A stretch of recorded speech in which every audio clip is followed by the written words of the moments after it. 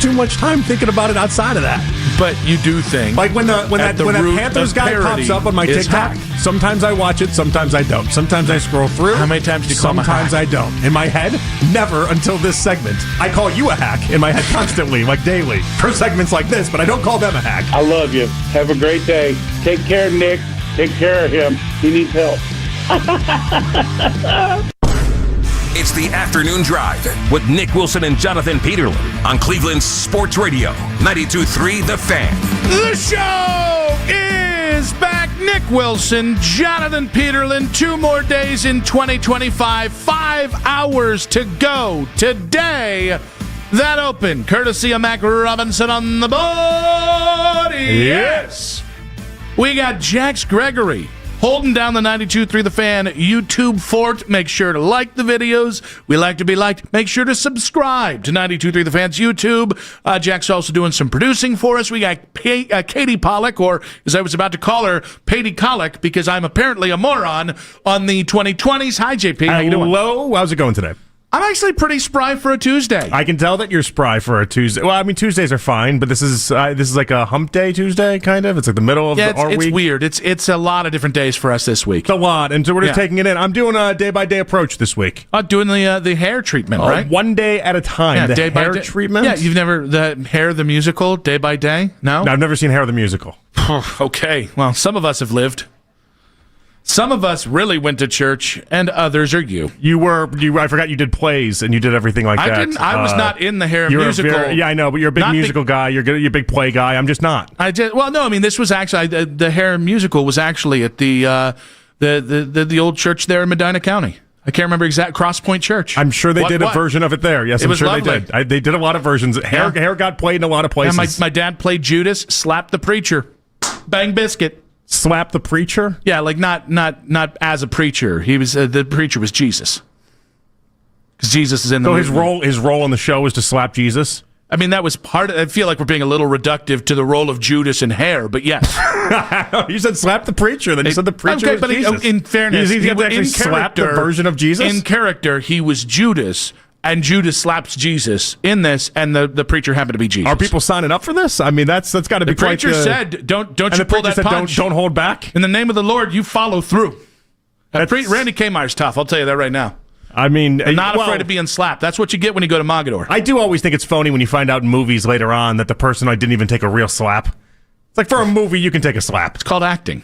No, I know, but like for certain roles, for certain things, give me the genuine, authentic slap. Give me the real. What does that add to anything? It's a slap. Like I found out one. I think Michael Cera had one where he was like, I just refused to take a slap because I didn't want to be knocked unconscious, and it was like a slap from like some famous female celebrity. No, it's at the Rihanna, time. and he got Rihanna. really slapped and he broke his eardrum. Yeah, and then they're like, you have to really do it, like celebrate it, get into it, and then it's like, and then he did it, and I felt much better about. Then he had vertigo. Yeah. Was vertigo because of the slap? Yeah, got slapped so hard because she slapped him in the ear instead of the face. What a pansy. I mean, what a pansy. The whole story sounds like, you want Rihanna get the best of you there? As opposed to, you get slapped in the eardrum. Anybody gets slapped in the eardrum, you're going to get It's such vertigo. a Michael Cera story, though. I don't know. Have you ever been slapped? Have you ever been cuffed in the ear just once? It hurts. No. It hurts. I don't think I have. Things that shouldn't hurt as bad as they do hurt. One, getting punched in the nose. I wouldn't tell anybody. It should not hurt as bad as it does. If Rihanna slapped me on a movie set and I got vertigo, I wouldn't tell anybody that was the reason why. You wouldn't have a choice. Vertigo. You don't have a choice with vertigo. You get incredibly dizzy. I have a choice if I tell people why it happened and made it into a whole story. I'm letting that one die with me on my deathbed. I'm letting that one go. He had to go to his trailer. He had to go to his trailer and lay down. They lost a day of shooting because of it. That they wasn't lost a whole day of shooting because of it? I was going to say, I got bubble guts. I feel like you're making that up. They lost a whole day of shooting because of it? I've seen the same stories you have. I've just retained different information than you have. I also don't know how much I believe these at this point, because every now and then it just feels like things go on my Facebook feed and my Twitter feed, and they're all these movie quote-unquote facts that aren't actually facts. That's the 2025 Hollywood doesn't tell the truth. I, for one, am shocked. That's the 2025 that we're currently living in. But yeah, big musical guy Nick Wilson. I'm just not. It is what it is. And ironically, I don't have a lot of hair left. So life has got a lot of levels to it. But we are one day closer to the Cincinnati game, one day closer to the end of the regular season, and potentially the Kevin Stefanski era in in Cleveland, and I thought it was interesting. We talked a little bit yesterday about the Josina Anderson report that the Browns had kind of done some background work, talked with Chris Greer, the former Dolphins GM, and Tom Telesco, the former Raiders and Chargers GM, and basically kind of said it was kind of due diligence. It was kind of working through their process of what changes they may or may not make. And it's funny. I didn't take that to automatically mean Barry's cooked and Stefanski's gone. I think some people did. I mean, I looked at it as that way. And now I don't know about the second part of that, but if you're doing preliminary discussions, I guess maybe you're just getting your feet wet. Is that all you saw it as? Yeah, I mean, I think there's a lot of times that organizations do due diligence on things at the end of the season in December and then don't make a change. I just can't recall a time that's happened in Cleveland. I know of other times where they've had preliminary conversations, whether it's with agents, with other executives, vetting the field that might be out there just to know their options. And I know this has happened in Atlanta with Arthur Blank at least once. I know it happened in Carolina with Tepper at least once, which is funny because he's fired people as quickly as Jimmy Haslam has. I know it's definitely happened in Miami at least once as well. Well, and by the way, there's the Tom Brady vetting thing that never happened some as well. people do live with the idea that before you fire a guy, you have to know the person that you want to have as the replacement. I don't know that I subscribe to that fully, but that is a thought that some people have out there. Yeah, and I think what's interesting about this year is I think the due diligence, I think you better be real clear. Not necessarily who you're going to hire, but if you're going to fire Stefanski or Barry, you better be very confident that your process is where it's going to need to be to get the hires right. Well, and why this is important, and we just saw this play out in the college game, is that you don't want to end up being Penn State. You don't want to end up being Michigan. Now, they got saved that they ended up with two pretty good head coaches, but throughout that entire process, it looked like they were waiting for someone to throw them a safety net, somebody to come out and save the day, so it didn't seem like they didn't really know who they wanted before firing James Franklin, before moving off of Sharon Moore. Like, it's tough. You have to have your ducks in a row a little bit. Yeah, and I think specific to this year, I think, all right, so there's a catch-22 here. On one hand, I don't think there are jobs that are easily, definitively better than your job. I think a lot of this coaching market is going to depend on how people feel about Shador, about the quarterback spot, your ability to get a quarterback, Haslam, who you keep in power. Well, it depends what jobs do open up, too, though. Well, I mean, Zach Taylor is gone, then that changes it. If John Harbaugh gets fired out of Baltimore, that changes things. I would be surprised if either guy got fired. But of the conceivable jobs right now, I'm not afraid of losing a coach to the Raiders. Honestly, I'm not afraid of losing the coach to the Giants, especially because I think it would be Stefanski if you fired him. And I sure as hell am not afraid of the Titans. Right, but you have to be afraid of what your perception is to certain head coaches out there. And I think this is where the due diligence comes into play. Fair. No, you're being 100% fair. I guess my thing is there's no coach right now. There's no Sean Payton. There's no Mike Vrabel. Ben Johnson, I will see with Ben Johnson. I know he's turned into something because of one good year. I guess if you go out there and there's a coach with spots on his track record that goes, I don't know about Cleveland, we'll be like, well, I don't really know about you either. Like, I guess that's actually, so this is, okay, so I don't think there's a lot of great jobs where you have to fear, the only good candidate's going to get siphoned up. I think it's tricky because I think this search could go in a million different ways.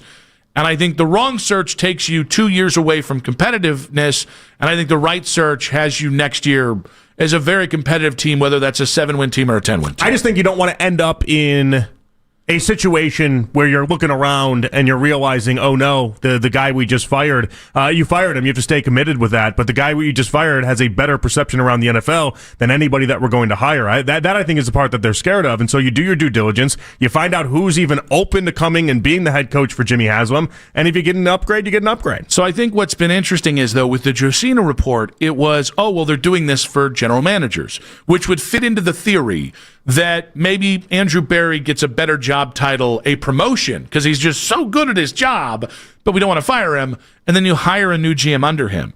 That hasn't really spoken to the Browns' process with the head coaches until Jeremy Fowler went on the This Is Football podcast with Kevin Clark and talked about teams that have done their due diligence specifically on the coaching market. So I've informally set the over-under on 6 jobs. We have 2 of them open. We'll see. I don't think it's going to be a year where we have 8 or 9 openings. I just don't. I'd be surprised. But there are some 50-50s out there. Cleveland, Las Vegas, those are 2 places I see as they've done their preliminary research for a potential move. Doesn't mean they're locked into doing it or that they've decided yet, but those are certainly on my radar. That would make 4. So similar to the Josina report, when I've seen Browns fans react to this, even though he says it's not a lock, people have taken it to mean it is a lock. Yeah, it's funny because in one report with Josina, I don't take it as a lock that it's costing Andrew Berry his job. And again, even with Stefanski, it's not a lock, but you definitely read that as, this isn't good for Stefanski. There's no part of you that reads, okay, this is trending towards the right direction for Stefanski. I don't know. Or the Browns just got to a point where they were a 3-win team and said, we're open to keeping Kevin, but we've got to know what's out there if we want to go that direction. It just wouldn't give you a lot of confidence if you're Stefanski. Like if let's say for this job right here, if all of a sudden the station was having people in and was giving people shows and we're telling them under the idea of go on the FAN route. Yeah, yeah, exactly right. But you wouldn't feel confident about it. You'd be like, oh no, maybe they keep me for another year, maybe they don't. But clearly they're interested in something else. I mean, I will tell you, I think coaches are way more hip to this stuff than fans are. I think coaches hear this stuff all the time because of their agents. I think there have been plenty of coaches who have thought. John Harbaugh is one of them. John Harbaugh, I can't remember if it was 2018 or 2019. One of those years after the Super Bowl run, thought he was getting fired, or thought it was going to be a parting of terms, and he's been the coach 7 years later. I think coaches understand that this is part and parcel with. I think we make it out like coaches get offended when this kind of stuff happens, and sometimes it does happen. I think this stuff is all very procedural. No, I don't know that they're offended, but because I heard Andy Reid today talking about they're like, well, I'll be back if they'll have me back. This is the nature of the NFL. But even he had to play it in such a way to be like, you guys are stupid for asking this question, but my job should be safe. But this is the NFL, and the NFL you just never feel safe about anything. And so, but within saying that, there are 20 people across the NFL that this offseason aren't going to have their GMs and their owners doing preliminary talks. It doesn't put you in a good spot. No. I mean, it means they're open to making a change. I just don't think it's fait accompli. I agree with Withers. Today, I thought he did a great job. We'll play the quick clip at some point in the show. And Tom was like, you think Sunday matters for Stefanski? And I agree. I think the Pittsburgh and Buffalo games have opened this up of, oh, wait now, 1 second. They're still playing hard. If you get to 5 wins, if Jimmy has been, if the read on this that Jimmy has been open-minded and wants to wait till the final whistle is sounded to make his final decision, then the last 3 games of the season should matter. They should. Whether you and I agree with the decision, whether you and I lambaste them for bringing back Kevin Stefanski, if that's what happens if you beat Cincinnati, I think if he's being true to his process that we've heard through reports, yeah, this Pittsburgh win should go in a feather in the cap of Kevin Stefanski, and I think Cincinnati should as well, no matter whether the due diligence has been done or not. I guess maybe the point is that I'm not going to let one report dictate what I think or don't think about this stuff. And if it's preliminary conversations or not, doesn't really bother me one way or another. I think he will be fired. I maintain that I think he will be fired.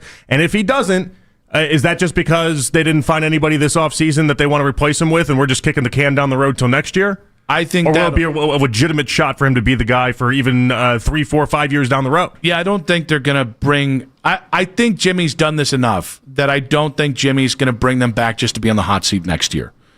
I think after Hugh Jackson... You'd start next year on the hot seat. There's the fan hot seat and then there's the real hot seat. I think he understands how much damage the Hugh Jackson thing did to the start of the Baker Mayfield era, which then threw everything off and probably ends up why you're here. If you really want to get to the failings of this organization since they drafted Baker Mayfield, the one thing you could change that might holistically change everything is just fire Hugh Jackson at the end of 2017. Right? That was a scenario where they got it wrong. Jimmy was keeping him to say, I didn't fire a guy after 2 years. No, he kept him because Hugh did his bidding. Hugh did exactly what they told him to do. They lost a bunch of games. It was in his contract. He got bonuses for losses. That's why they didn't fire him. I think there was a lot more complex. I think in part of it was Jimmy didn't want to be seen as firing another head coach after 2 years. I'm not saying you're wrong about he was part of tanking. I'm not saying you're wrong about that. I'm not wrong about that. Cool. Then we agree. Then we agree, yeah. Good to see that ego not showing out early. It's not ego. It's reported. It's it's out there. That's fact. So was the thing I'm saying. I'm not disagreeing with. What do you say? What am I countering to what you're saying? You agreed with what I said. So to move it forward, I think I hope Jimmy has learned. If you're really just keeping around a guy because you don't want to fire him or because, well, it's not a great cast of this or whatever the excuse is, but maybe next year we'll readdress it, then Kevin's already fired. That's your answer. So I think if you're going to bring him back, you're not bringing him back with, well, we'll talk about this again next year. Yes. You bring it back because you think he's the guy going forward, and then only another 3-14 season would change things. I would hope they think that way. If they did go down that road, because that would show commitment to him. I don't know that they do. Again, this is part of why when they don't speak to anybody, we get no insight into how they think or don't think. And when you're dealing with Haslam, we know he deals on a whim consistently. So, like, are you bringing him back next year to give him a 4-year runway? I also think that's crazy to be like, here, you got 10 years while winning one playoff game. Like, I think that's an awful thing. But this all goes back to the front of it. The front of it is I can't see a scenario where he possibly comes back, and it's guided by that, like that thinking that you're giving out right there. That if you bring him back next year, he signed up for 3 or 4 more years. I can't possibly do that. There's no part of me that can possibly do that. You and me, I don't know if I honestly, and you're fair to point out the idea of they don't really speak to anybody about this.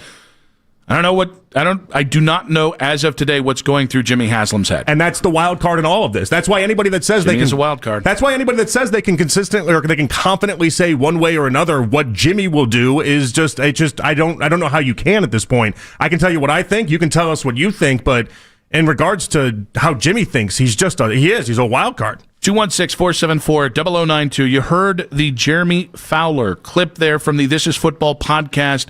Browns a 50-50 for a new coach. They've done research. Do you think that means Stefanski's fired? I tend to agree with Tom Withers. I do think this is, whether I would fire him or anybody else would fire him, I do think this is coming down to Cincinnati as well.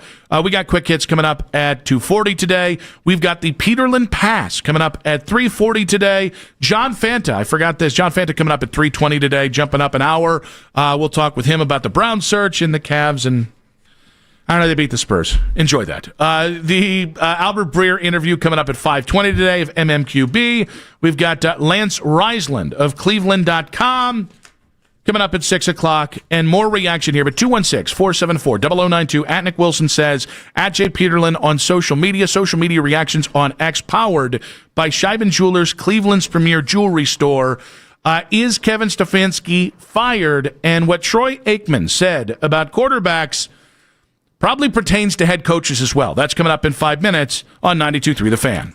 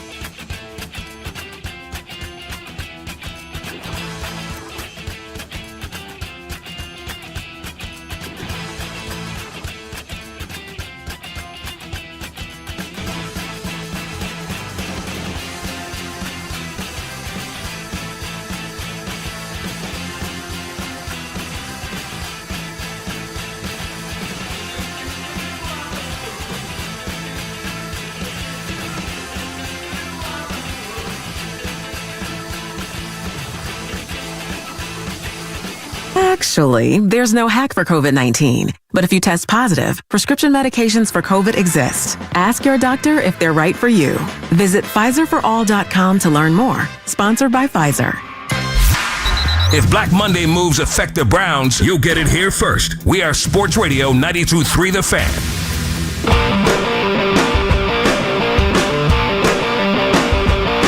The other thing that I believe is if you keep him as head coach, you already have an amazing defensive coordinator in place in Jim Schwartz.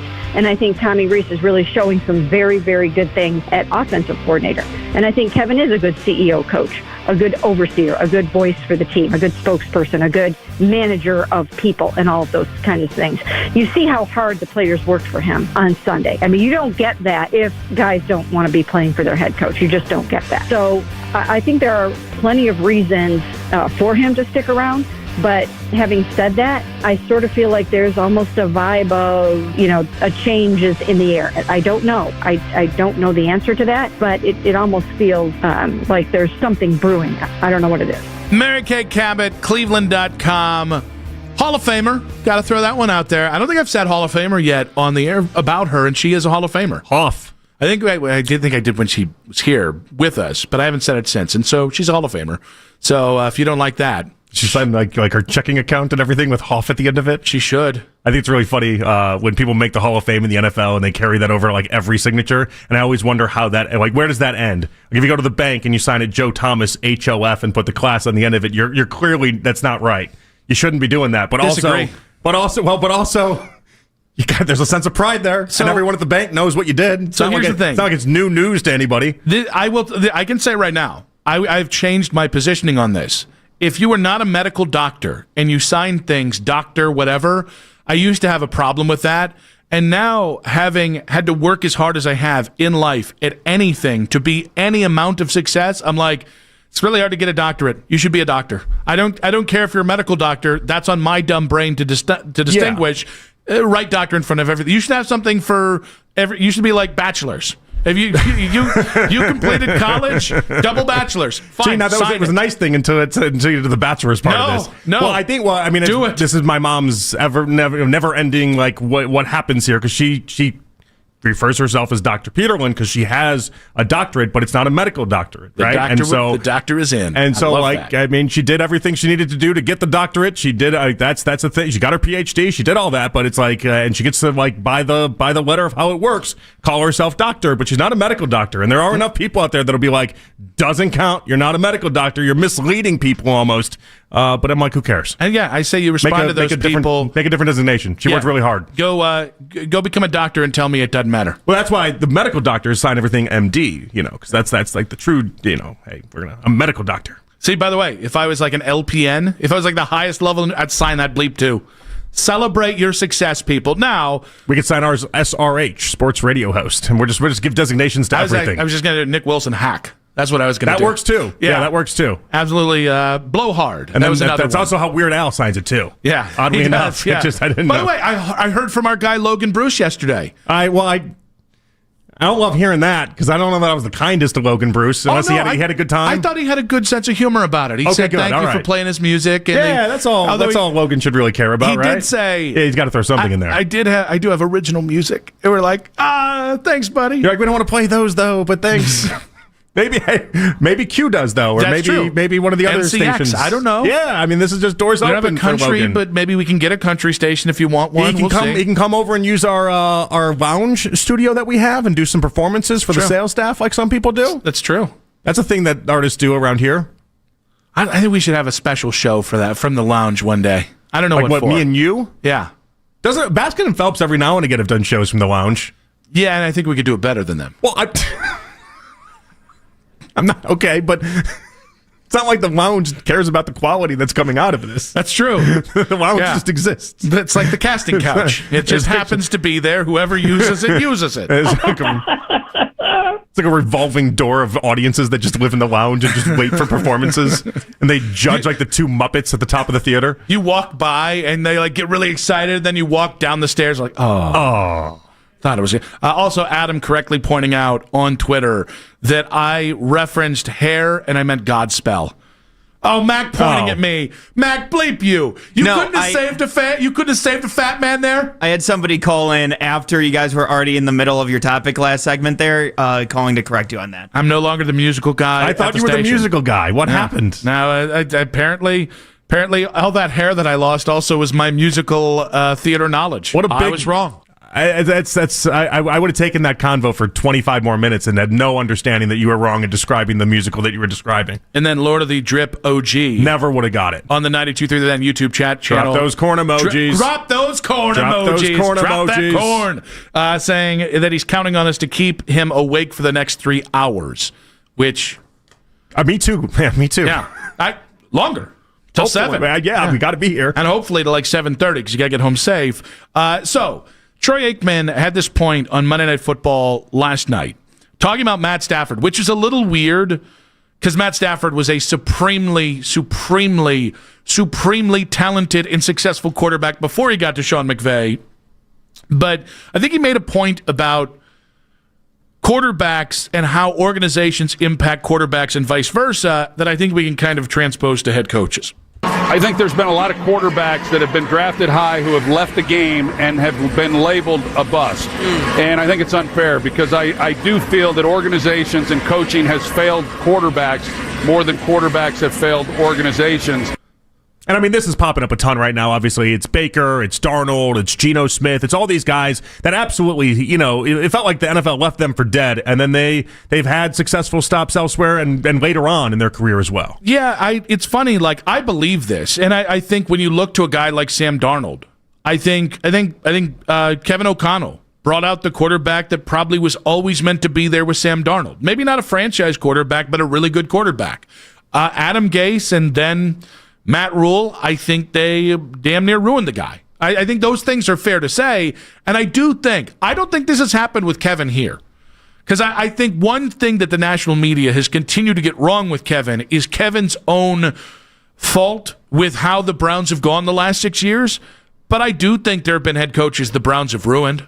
I think Mike Pettin was 100% ruined by impatient ownership. Well, so if quarterbacks can be ruined by places, can head coaches be ruined by places too? Yes. And I think that's the argument that Stefanski's going to have in going out into the other part of the NFL world is just that. Like, that's his big argument, is that the Browns ruined me. The same way that all these other quarterbacks that leave Cleveland for a brief moment in time get to also say, hey, wait, I think that was the Browns that did it, not me.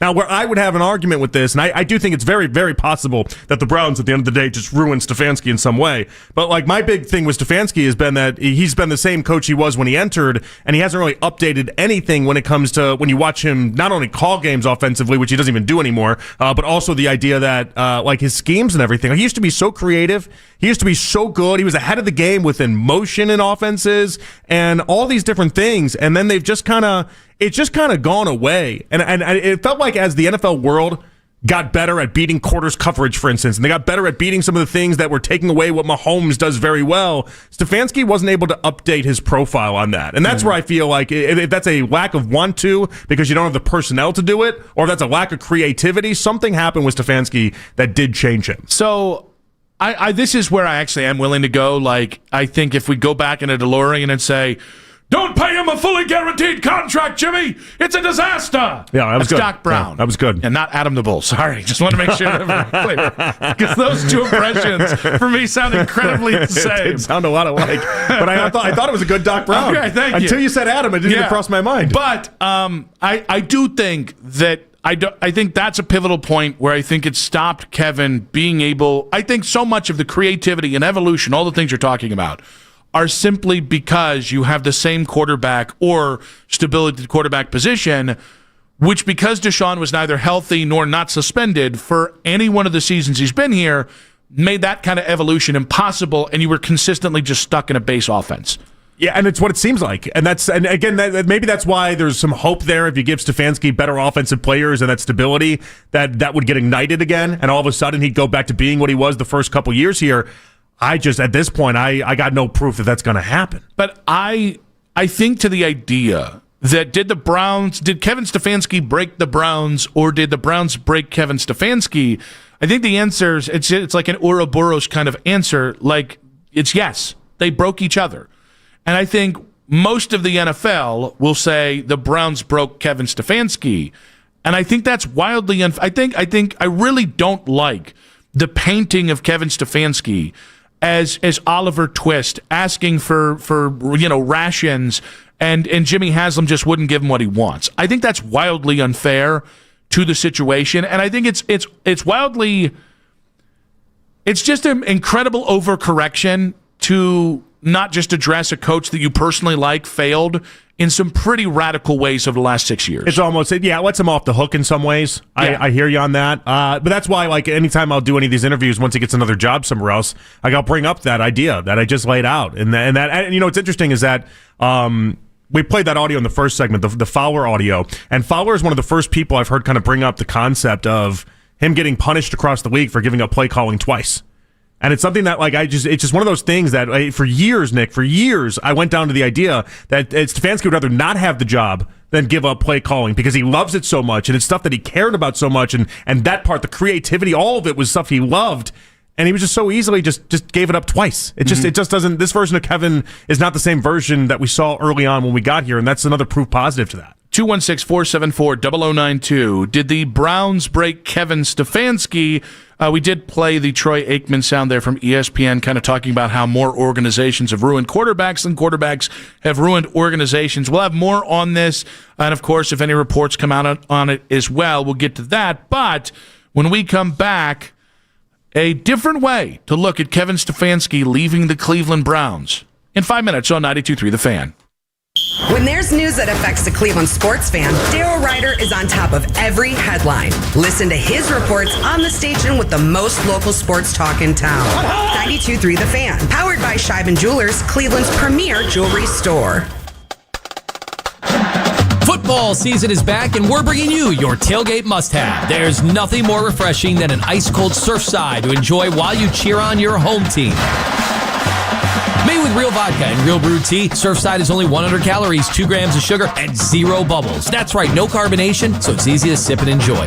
It's not a seltzer, it's Surfside. Ask for it at bars, restaurants, and stores near you. 21 and over. Please drink responsibly. The weather outside is terrible. Perfect time to think about spring projects. Well, let Extend Technologies think about it for you. Imagine cozying up inside to an amazing state-of-the-art entertainment center, of course, installed by the professionals at Extend Technologies. Dolby Atmos Theater, short throw projector, you name it, they can do it. So if you want the best in the neighborhood, the only place you need to go is beautiful Broadview Heights and visit the showroom at Extend Technologies, xtendav.com. Dustin Fox here with Dr. Bob Zanotti from the Center for Orthopedics. I want to talk about ankle sprains today. They're very common in sports. Can you tell us a little bit about those? Most ankle sprains involve turning, twisting, or causing ligamentous stretching, followed by rupture of the ligaments. Severe ankle sprains, or what were known as high ankle sprains, occur when the actual 2 small bones in the leg separate slightly, causing a much more prolonged recovery program. And what is the best way to follow up with the injury? Most ankle sprains are treated conservatively by a combination of rest, ice, compression, and elevation. Most ankle sprains do recover after a rest period and can be then returning the patient to normal sports and activities within a matter of weeks. What do you do if it's more severe? Some ankle sprains also cause a small injury inside the ankle joint, creating a loose piece of cartilage or a small avulsion or flake fracture. And this sometimes can be addressed with an arthroscopic surgery to go in and remove or clean out the ankle joint. Additional imaging studies, follow-up x-rays, and also even CAT scans or MRIs are sometimes needed. All right, Dr. Zanotti, we appreciate the time as always. Of course, any of you out there have questions or concerns, call them up today, 440-329-2800. Running a business means wearing multiple hats. So if you're like me, you probably started out using your personal phone, taking client calls and texts nonstop. As my business grew, I needed something smarter. That's when I switched to Quo, the #1 business phone system. Quo works right on your phone or computer. No carrying 2 phones, no clunky landline, just one easy app you can try for free. Your team can share one number and handle calls and texts together like a shared inbox. Any teammate can jump into the conversation, so customers get faster responses. And Quo's AI assistant summarizes your calls and responds to customers 24/7, so you never miss a lead or opportunity. All this starts at just $15 a month. That's basically 2 coffees. You can even keep your current business phone number. Find out why 90,000 businesses trust Quo. No missed calls, no missed customers. Try Quo for free at quo.com/sports. That's quo.com/sports to try Quo free. QUO.com/SPORTS. I'm Bob Burke, founder and chairman of Burke America Parts Group, a family of brands that includes RepairClinic.com, an appliance and HVAC parts solution company that's grown into an international brand. Before AmericanEagle.com, we partially launched a new technology platform developed by another firm. American Eagle helped take our technology to a whole new level with digital marketing, software development, and business insights into our key markets, appliances, HVAC, and outdoor power equipment, and did so both on time and on budget. AmericanEagle.com has the resources, experience, and talent needed to produce solutions. Our new technology platform, developed by AmericanEagle.com, has produced tremendous results with higher traffic, conversion, engagement, and online revenue. If you have any home repairs you need to take care of, check us out at RepairClinic.com. If you need a world-class website or technology project, then I would highly recommend AmericanEagle.com. Call AmericanEagle.com at 773-NETWORK. That's AmericanEagle.com, 773-NETWORK. 92.3 The Fan, 2020 Sports. Next up for the Browns, it's the Bengals for the last game of the season. The Browns have the day off today, but they'll be back at it in Berea tomorrow to get ready for Joe Burrow and the Bengals, since he's won their last two games with Burrow throwing for over 300 yards in both games. Chip Kelly's been hired as a new head coach for Northwestern football. Kelly's been a two-time college football head coach and was head coach for the Eagles and Niners. He was Ohio State offensive coordinator for the 2024 National Championship team. A big win for the Cavs last night, beating the Spurs 113-101. They're back home tomorrow for a New Year's Eve day game, hosting the Suns to kick off a 3-game homestand. Tip-off tomorrow is 3:30. Listen to The Fan Rewind, weeknights 11 p.m. to midnight. All the best segments from all of our shows. You can always listen on the Odyssey app. Headline sports news every 20 minutes on 92.3 The Fan. From the University Hospital Sports Desk, I'm Katie Pollack. If Black Monday moves affect the Browns, you'll get it here first. We are Sports Radio 92.3 The Fan.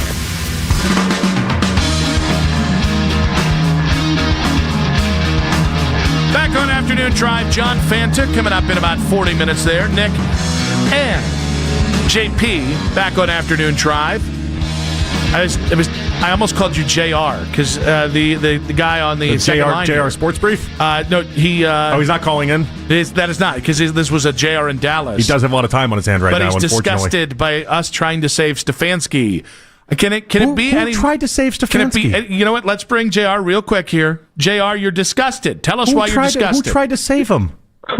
So, guys, I really am disgusted. The reason why is because you guys are just too analytical with the facts. I mean, true enough, this guy has won Coach of the Year twice. What does that even mean? Did you just say we're too good at our job? We're too analytical. Because I'll take that compliment if you got it. That is a compliment, but you're missing the point. The guy truly sabotaged this young man by not giving him the fair opportunities, period. Now that the young man has succeeded everything that he tried to keep him from, now everybody is like, oh, kumbaya, maybe Stefanski will make it. I doubt it. And then the general manager, had it not been for him taking this shot and taking the heat from the true Cleveland JR, you're new to the show. I'm going to do something that most hosts wouldn't do because it would just ruin everything for him. What is my name? Well, I'm going to be honest with you. I said before I actually got on the phone, I should have remembered your name specifically because you're the more analytical, I believe. And what is my partner's name?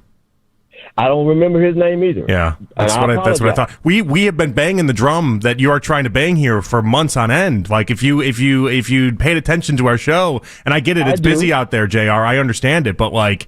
I mean, you're barking up the wrong tree with us here. I'm truly not knocking you guys. I'm just saying you're trying to save Stefanski. No, we're not. We haven't the entire time. That's why I'm telling you, you're barking up the wrong tree, man. I think what you're hearing is us trying to decide what they're going to do. I've fired Kevin Stefanski personally 3 times in the last 6 weeks. JP has also fired him many times. I think half of our job is saying this is what I would do, and half is saying this is what. Go ahead. It sounds like you guys flipped, but you guys are right. You're right. But today, I just had enough. I felt like you guys were literally trying to save his job. No, because here's the thing, JR. The coach for the Cleveland Browns anymore. Jimmy Haslam might disagree. That call could not have gone worse for me. You're more analytical, and I was hoping I would have traded off. I am more analytical than you. He remembers my name, but then you're more analytical. I could have done that. Doesn't remember either name, and you're more analytical. JR, dead to me. Am I not more analytical than you? I don't care. I didn't think that'd be something you'd even want, by the way. I wanted some win in there, and I got no win. I got character assassination, name assassination. I don't know. Yeah, I mean, we weren't going to win, but like the point is that if you're calling up and saying this show of all shows is the one that is no, the morning show goes to the galas, okay? Like this show of all shows is the one that is supportive of Stefanski. You're out of your mind, and one half of them sits in the 500s. The other can't be bothered. Well, but that's why I asked him though. I said, then name our names, because if you're listening so much and you understand it, we say our names a decent amount. You said our names 3 seconds before you brought him on the air. Yeah. Well, that was 3 seconds ago. You see how lack of a listening some people do? But I get it. You guys are busy out there. You got your days to go about. I understand it. It is what it is. I don't. Listen harder. Let's get to quick hits. From the latest news and rumors around the sports world Angel. to the sound bites you need to hear. Hurry. It's Quick Hits. All the reports about Kevin Stefanski is that he'll be a prime candidate if the Browns move on from him. Kevin Clark on the This Is Football podcast, this is a separate part of the podcast than what we played earlier. He pointed out the dangers of the Giants' job for Coach Kev.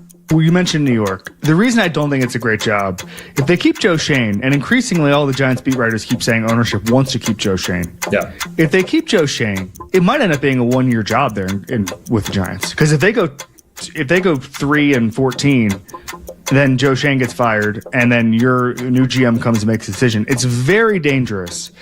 Unless you're going to come in and have a lot of autonomy, which I don't think Stefanski's at the Sean Payton level. Unless you have that, I think it's very dangerous to hitch your wagon to a Joe Schoen. I think it's an incredible point, and I would, if this does happen, if Kevin gets fired and the Giants lust after him, I think Joe Schoen's okay. I don't think you can put yourself in a position to be a lame duck head coach with a GM that's already a lame duck. New Yorkers hate Joe Schoen. Do they do? With a fiery passion, they can't stand him. They think that he is just a dodo bird. So, I tend to not think that he has done much. Really, a couple years ago, that draft was kind of embarrassing for many ways, where his kid was like, you have to take a quarterback, Dad. Like, the HBO cameras were on him. You have to take a quarterback. And he just obviously just ignored that. Is one of the all-time funny moments for me in life. But, yeah, Joe Schoen's not very good, and it's unfortunate. I don't think... listen, I don't know he would do this. I don't. And I've speculated on this a couple times. I think if Kevin gets fired, he should take a year off. None of these jobs. You shouldn't jump from the Browns to the Titans. So that's the Giants' job isn't good unless they have the number one pick, and then you can choose between Dart and Mendoza. That changes it. But so Fowler and company. Who's the other person on the podcast with him? That'd be Kevin Clark. Oh, that is Kevin Clark's podcast. Okay, yeah. I listened to it and I just didn't. It didn't even phase me any bit of it. None of it. No. I want to talk about analytical? Jeremy Fowler. Want to talk about analytical? There we go. But they brought that up as well. That idea of could you just sit out a year? Could you sit out a year and just not really and just kind of wait for the best job? I think if Stefanski sits out a year, I think the football world is just going to forget about him. Oh, I think it's Vrabel. I think the legend of Kevin Stefanski will grow with one season away from the Browns. I don't think it'll work that way for him. I think it worked for Vrabel because Vrabel played in an AFC or coached in an AFC title game, and Tennessee. I mean, it will work. The idea that Tennessee just continued to show people why they were the problem, but with the Browns, everyone knows they're the problem already. If I'm Stefanski, I got to strike while the iron's hot. It's a risk, but what I would say is the risk is you go a year, they forget about you as you've suggested, and you have to go be an OC somewhere. Well, if you're an OC and you're good. But then it pops up again. The risk of taking a job now is you're an OC again in a year somewhere else. That's the same risk, well, right? And you're an OC somewhere else a year from now, and you don't get another opportunity at it. Well, no. But that's it. Your second head coaching job is it. And you get fired. That's what I'm saying. Yeah. You'll never be anything more than an OC again. You're done. You're slotted in as OC for the next at least decade plus. They also, by the way, in that podcast, they referenced the idea that he'd go to Tampa Bay and fix Baker. And I said, you don't know that relationship at all. You want to talk about two people that don't understand the dynamics? That's a swing and a miss. How pissed would you be? No, I would be furious if Kevin couldn't stop Baker from being traded here, and then Kevin went down to Tampa and started winning playoff. I would be. I'd never forgive Kevin Stefanski. It's past the point of anger. Every time I see him, I give him the old DX Crotch chop. It would be past the point of anger. Yeah. You would just have to laugh because there'd be nothing else you could do in life in that moment. Not true. Some things happen. Crotch chop. There's always a crotch chop around the corner. You know me. I think we should be able to boo other adults in crotch public. chop in life in general. As a kid, I'm not repressed. I have full. Jeez. He's gonna do that thing where he grabs his family jewels, but it looks like he's yanking off. He's like starting a lawnmower as he yanks it back. Phrasing. Thank you very much. Thank you, Mac. You said it. I know what I said. Everyone heard it. I didn't stumble through any bit of that. Hey, Kevin, I got your quarterback right here. That's what you seem like to me in my head. That's what you seem like. Right is that there. what that was? I thought it was Doc Brown once again. Philip Rivers. It's your jewels, Monty. Your jewels. Jesus. You're lucky Verizon makes good equipment. It's very sturdy. That was about me knocking this over, not the honka honka. For just everybody listening out there that isn't watching on the night, I didn't grab myself so hard it shook the station. Okay.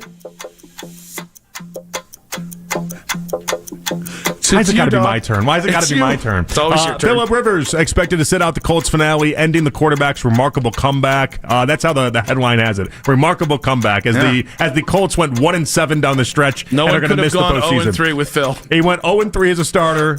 They became the first team in 30 years to miss the playoffs, starting the season 8-2. Why are people celebrating this like this went awesome? I don't know, but this is going to be the saddest Disney movie ever.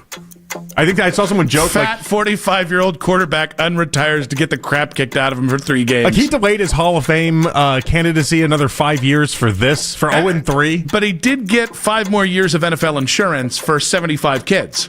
That does matter. I think it comes out in the wash here. I actually think it. Now, does it make quarterbacking look bad that he didn't look horrible? He wasn't great. They didn't win games. He wasn't horrible though. Well, yeah, he didn't look horrible 5 years ago when he retired. He was still a competent quarterback. I know, but the idea is that 5 years later and not playing for a million years, you're supposed to look worse. Well, but he did. He did not look as good as he did 4 years ago. 63% completion percentage, 4 touchdowns, 3 interceptions, 544 yards in 3 games. Like it could have gone disastrously. It could have been way worse you think it's than better what this for the was. NFL if he just would have been like 0 I don't think it's touchdowns, better. I don't think it's better or worse, but I do think the idea. Everyone's always talks about like, oh, you can't take a year and a half off and then come back and try to play any football at all. It's like he took 4 years, gained 4 years in life, and was like he looked at least serviceable. Riley Leonard going to get the start this upcoming weekend. Who you got to be pissed off if you're Riley Leonard, you got to be like, we wasted 3 games for that. If you're Riley Leonard, you should just be thankful for that NFL check. That's what you should be thankful for. You're a rookie. He seemed pissed. Yeah, he went to Duke in Notre Dame. You think that guy's going to have a worldly perspective? What are you saying about Duke and Notre Dame? I'm saying he's had a very charmed existence, being a quarterback at Duke and Notre Dame. It's a very nice schools. And life has not tested him often. I'm going to say, really hadn't had a lot of adversity in life as Riley Leonard. Omaha! It'll make you better, Riley. I don't know. Choosing between which really nice school you go to that can pull your hair out. I know. Choosing, a hard decision. Choosing which 7-figure job you're going to have after you wash out of the NFL, it's tough. Am I going to be a banker? Am I going to be a different banker? I don't know. Browns currently own the 7th pick in the NFL draft, which is also the lowest they can go in the top 10. Theoretically, they could still have, I think it's as high as the number 2 pick. If they are stuck at 7, yeah, are you still stuck on it has to be a wide receiver or a tackle? Because I have the scenario that I think is going to be difficult to pass up. Okay, yes, I am, and I am on the no defense in the first round crew. Okay, and so this is going to go. I imagine it'll go counter to that. Anybody wants defensive thoughts? Get them out of your brain. We're taking something on the offensive side of the ball in the first round, and it's non-negotiable for me. There's a player that if positional importance didn't matter, would be the number 1 pick or number 2 pick in this draft. And it's Caleb Downs. Arvell Reese is going top 5. Reuben Baines is going top 5. I'd be shocked even with 2 quarterbacks going in the top 10. I'd be top 5. I'd be shocked if those 2 guys didn't go. Caleb Downs is going to fall to you. And the genius of Baltimore, and I'm throwing this out there because it could happen. Yeah. If you're sitting there between the 3rd rated wide receiver And I think there are two great. I think Tyson and Tate are the two potentially great wide receivers. But if you're sitting there at 7, and it's between the third wide receiver or a right tackle and a safety, I think Caleb Downs would take this defense to a ridiculous level. Wide receiver tackle. That's all. I'm being closed-minded on this one. I just watched our defense be as good as it could be. It doesn't matter.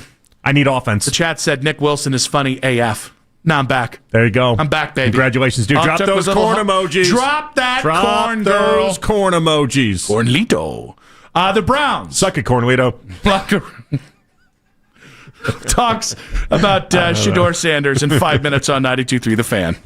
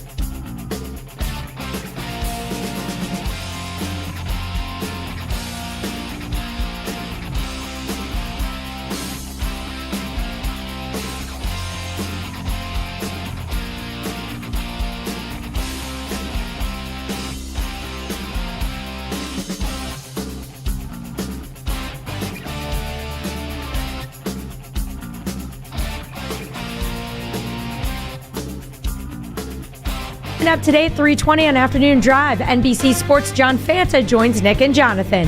Headline sports news every 20 minutes on 92.3 The Fan.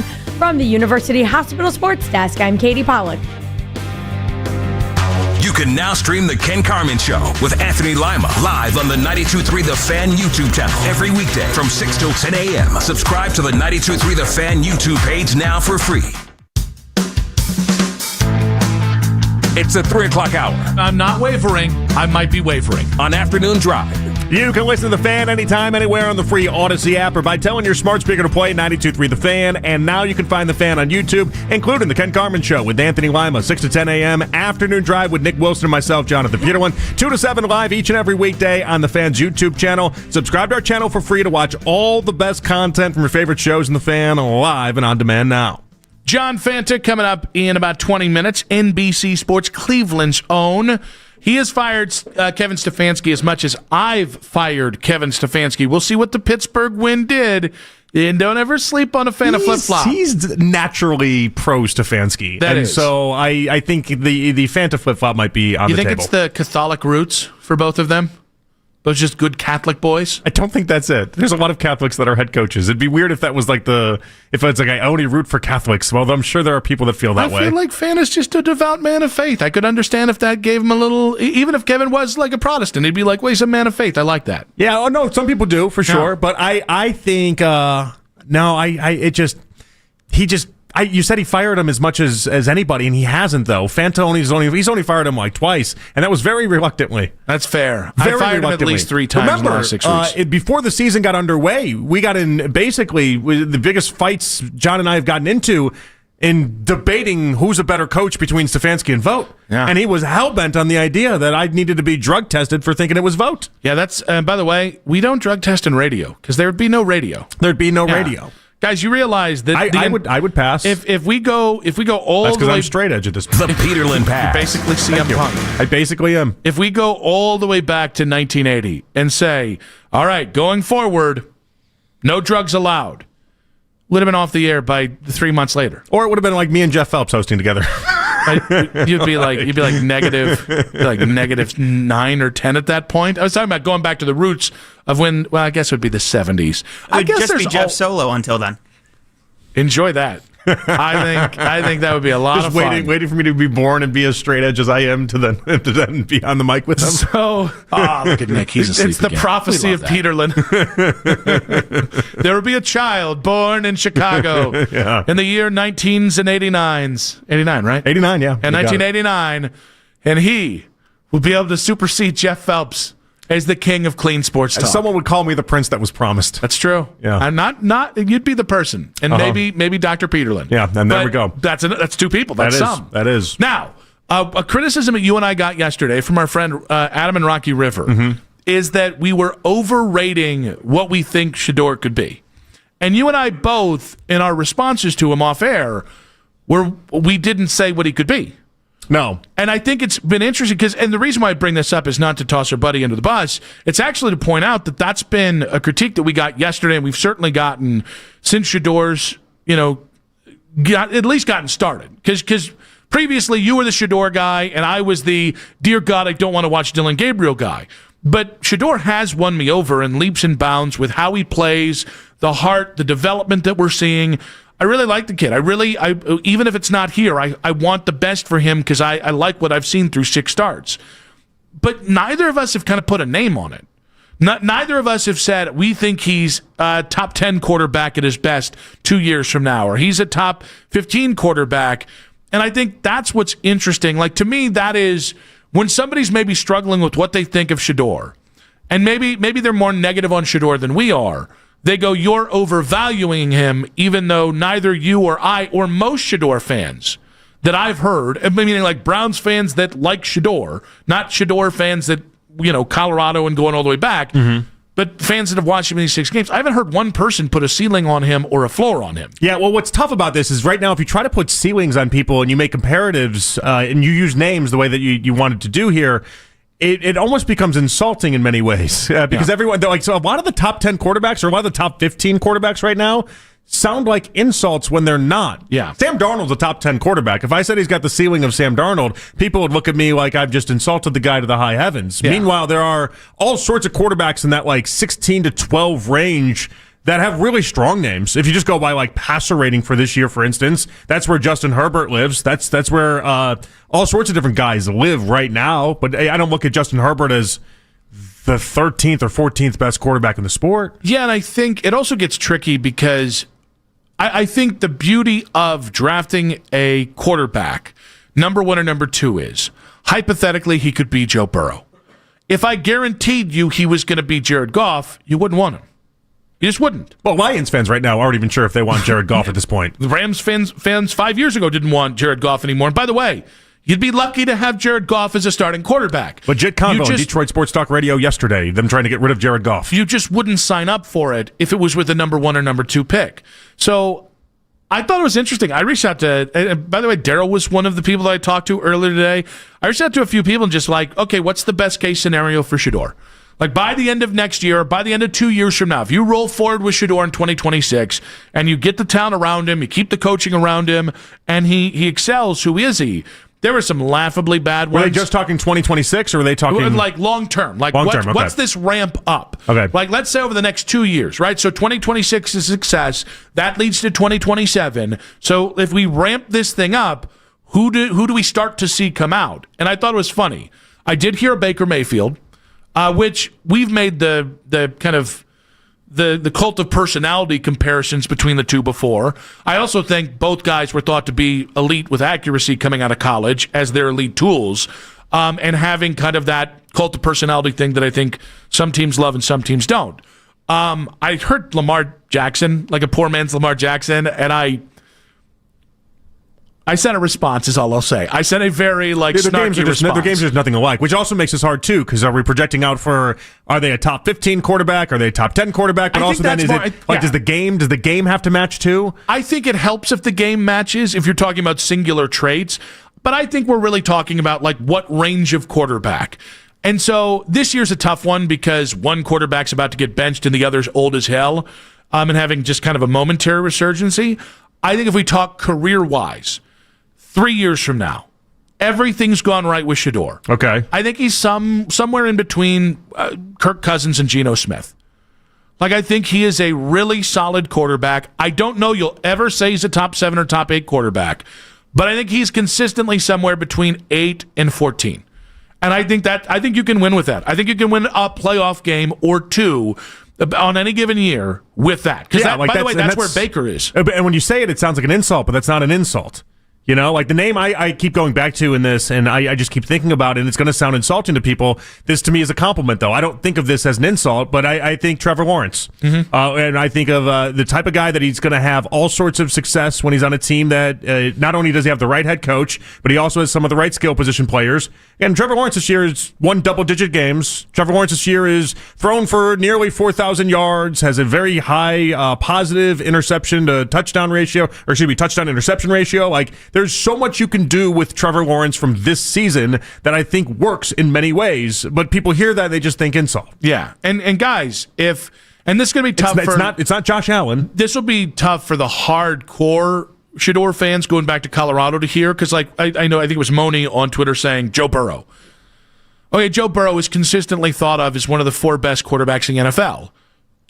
Nobody knows whether he can or can't get to that. It's just if people thought, if anyone thought he could be Joe Burrow, he would have been the number 1 or number 2 pick in this draft. Well, remember, I think people go to that, especially people that have been with him since Colorado, because coming out of the draft, the 2 comps he kept getting, and if you're thinking glowingly of Shedeur and was really trying to put on the nice glasses for him, it was Joe Burrow and it was Jordan Love. Mm-hmm. Like, as far as his game matching up with other people's game. Don't hate the Jordan Love one, although he doesn't have the rocket that Jordan has. That dude's got a cannon. And so that's kind of where I kind of fall on that, too, is it's like Jordan's got a stronger arm, but that was part of it, is that the idea that he plays so much between, 10 to 25. But even with Jordan Love, you want to have that discussion.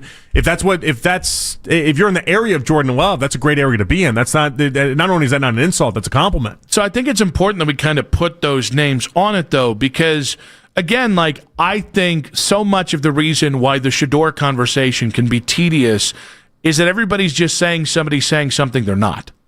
right? Oh, you're saying he's the greatest quarterback ever. You're saying he's the worst quarterback ever. And again, I think when we get to the reality of that, that's probably 15% of people on most sides. I mean, I think there's 70% of people who are like, well, I like the Browns. I think Shador's done some good stuff.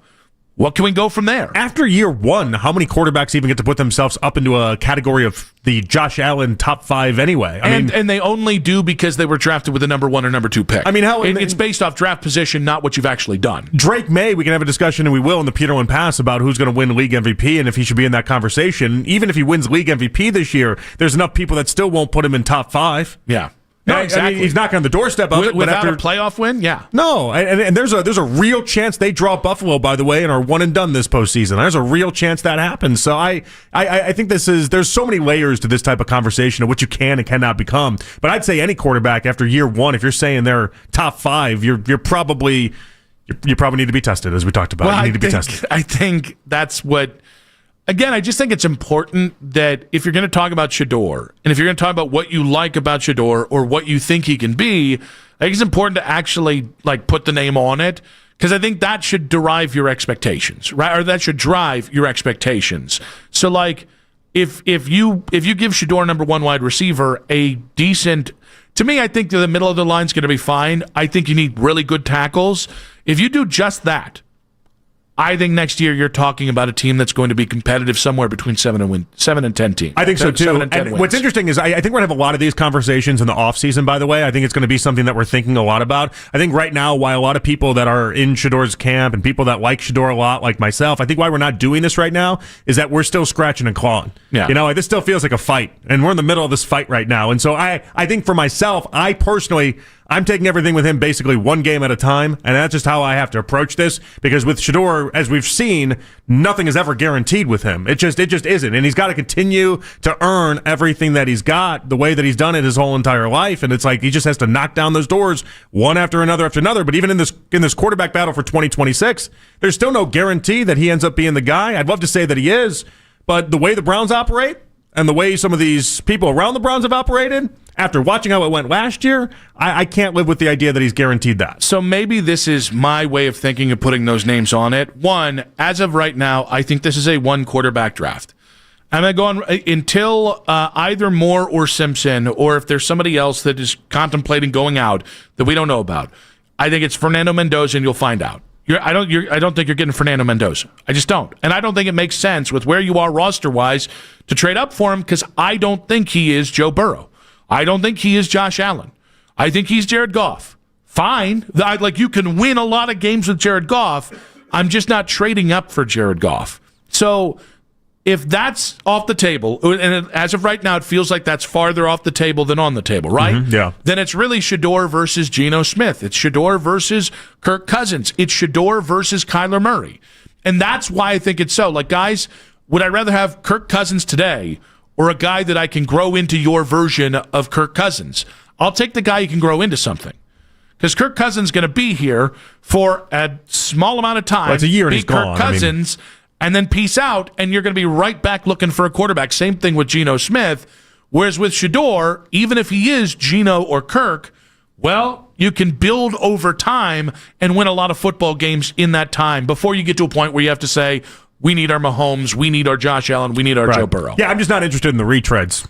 I want to see what Shador has. But that again, this goes down to the idea that maybe we'll do more of this in the offseason. But for right now, I'm just scratching and clawing, and we're just trying to fight every day. I said Geno Smith. I said Kirk Cousins, somewhere in between there. JP saying Trevor Lawrence. When we put a name on it, right? What's the best case scenario for Shador with the Browns going forward if they stick with him at quarterback in 2026 and 2027? John Fanta answers that question in 5 minutes on 92.3 The Fan. The Fan Bud Light Tailgate is back. 6 hours of game day coverage. Nick Bodone and Jake Volnick get your game day started at 7 a.m. Jonathan Peterlin and Coach Lance Risley take over at 10 a.m. Plus, beat reporter Daryl Ryder will have updates up until kickoff. The Fan Bud Light Tailgate Show is powered by the Valley Automotive Group. Smiley One, heating, cooling, and plumbing. Smiley One and Bryant, doing whatever it takes. This is the radio home of the Cleveland Browns. Here we go, Brownies! Here we go! 92.3 The Fan. It's cold here in Cleveland, and if you've been thinking about those new windows, well, it's good you waited. Because during Window Nation's end-of-year sale, get 50% off. Plus, you can get 0% interest for 5 years. And ask how you could get a pair of Cavs tickets. Window Nation windows stop those cold drafts, seal out moisture, and are so energy efficient, you'll save money on your utility bills. Plus, they're installed in 1 day, backed with a lifetime warranty, and an A+ rating with the Better Business Bureau. Sale ends soon, so visit windownation.com to get started. Window Nation, a proud partner of your Cleveland Cavaliers. I know that hiring can be challenging. You sort through tons of resumes and you get too many so-so applicants. You're just waiting for someone to match your role perfectly. Well, now, there's a place where you can meet them fast. ZipRecruiter. Need to hire right away. Start your search for strong candidates. The right fit awaits. Build your team. Build it sooner. Meet your match on ZipRecruiter. Just head to ZipRecruiter.com/free right now to try it for free. And you're on your way to meeting your match. 4 out of 5 employers who post on ZipRecruiter get a quality candidate within the first day. So try it now. Go to ZipRecruiter.com/free.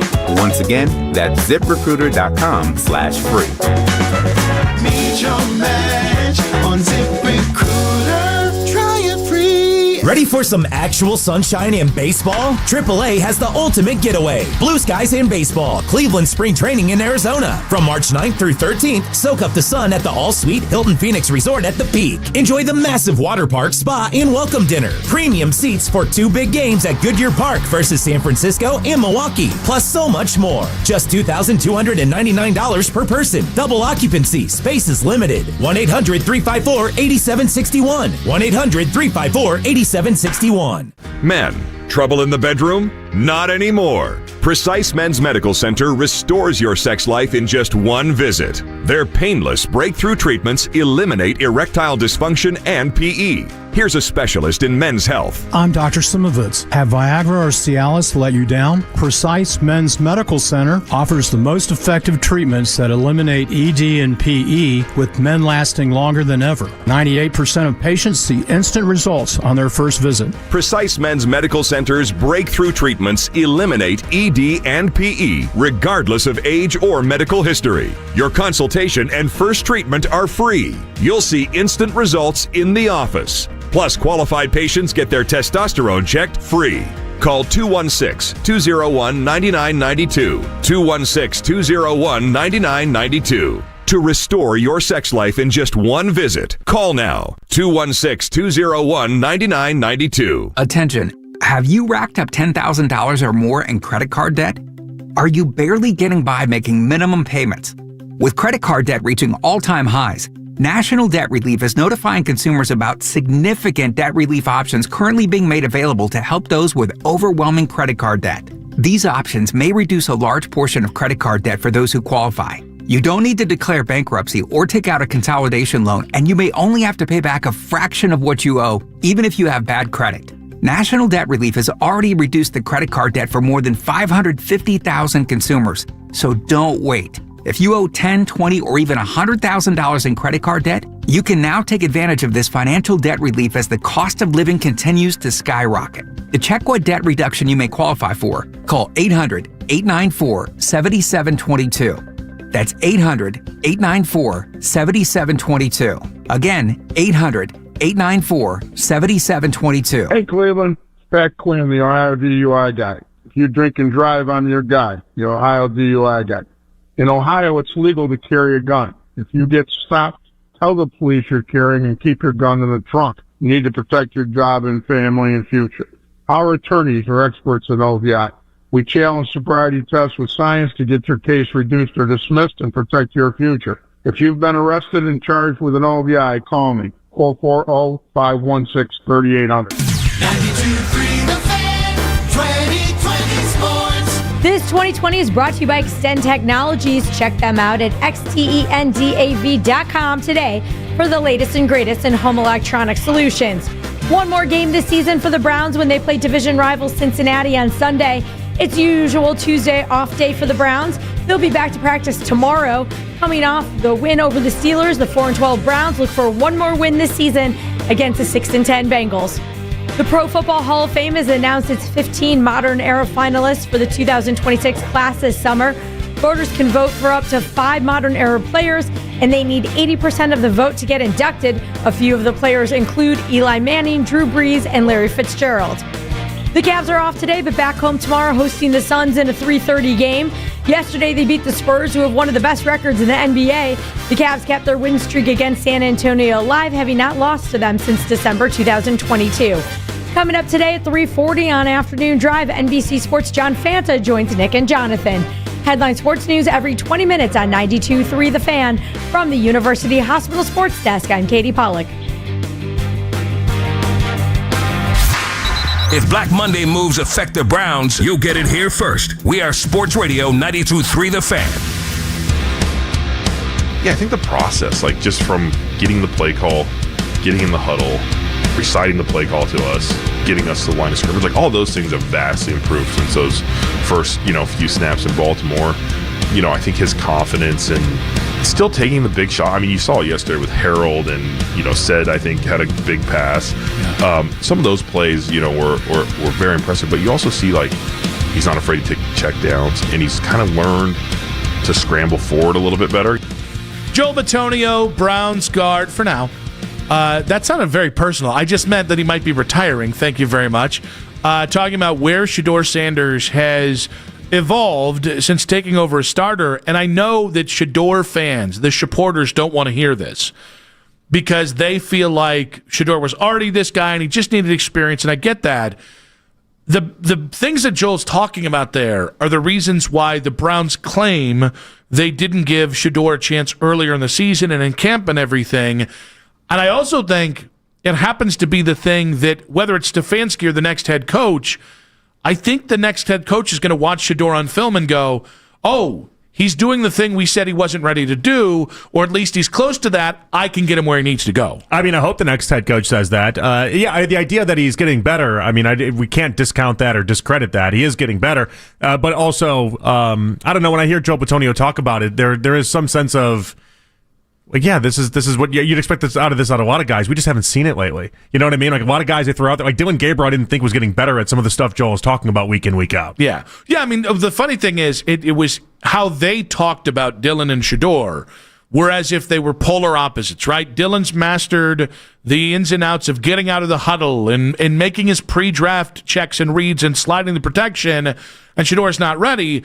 The problem is, those are the things I think you can coach into a player. Right. And the thing you cannot coach into a player is, hey, I'm going to make this 30-yard throw. And one is way more valuable to me than the other, you know? Like, I mean, making a 30-yard throw is something that you can't teach that for people. That's not something that can, all of a sudden, a couple film sessions, all of a sudden, Dylan Gabriel's got that in his bag. Like, that's not how it works. And so, but I don't want to discredit the idea that so many people just think that this is the obvious thing that was always going to happen because rookies are supposed to get better as weeks go on and supposed to show this and show that. No. This is important that he was able to not only showcase what he could do, but showcase what they wanted him to do too. That there's a coachability attached to that. And how soon he was able to do it. Yes. Like, it picks up on it so easily. Like this was the whole, he shouldn't play this year, he's a project.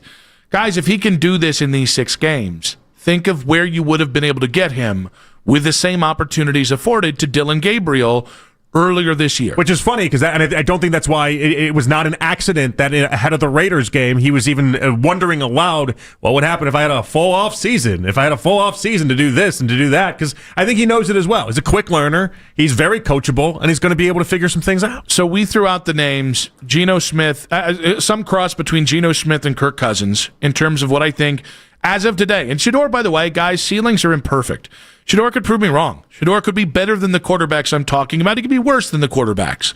But so far in what I see, I think some cross between Geno Smith and Kirk Cousins, and I think you can have a good 5 to 10 year run with that kind of quarterback and build into the next level of success where you can sustain success. Where the Browns, I think, they just pulled the plug on the Baker thing too early is, okay, we got an 11-win season, now we need to win a Super Bowl. It's like, I love that mentality. That eagerness is something that is commendable as opposed to maybe never taking your shot. Yeah, but you were coming off being the worst organization in football, but even before the Haslams got here. So you just need to stabilize this thing and win a bunch of games and truly change the culture in that building. That only happens if you're consistently in the playoff peripheral, right? So I think Shedeur at the very least can do that. You mentioned Trevor Lawrence. I think it was Grass and Bass on the 92.3 The Fan YouTube chat. Get him tested too. Yeah, he's definitely not in the Jeff Phelps, Peterlin. On 92.3 The Peas?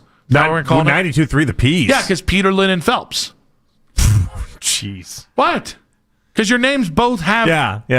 What about 92.3 The JPs? Oh, I'm glad you said. I thought you were going to say 92.3 The PPs. Is what I thought you were going to say. Do you want to be the 92.3 The PPs? No, but 92.3 The JPs wasn't bad. That one wasn't Giving him bad. ideas. That wasn't bad Glad at you didn't all. hit the Powerball a week ago. That wasn't bad at all. Just some yokel in Arkansas. No, there's no flow to it. It sucks. Grass and Bass saying Brock Purdy. He needs to be Brock Purdy. That's great. If Brock Purdy can look at what Brock Purdy just did on Sunday night against Chicago. Look at what he's doing right now. Like it's a funny thing that Grass and Bass says that, because I was thinking about that earlier today. That idea. I think Brock Purdy won.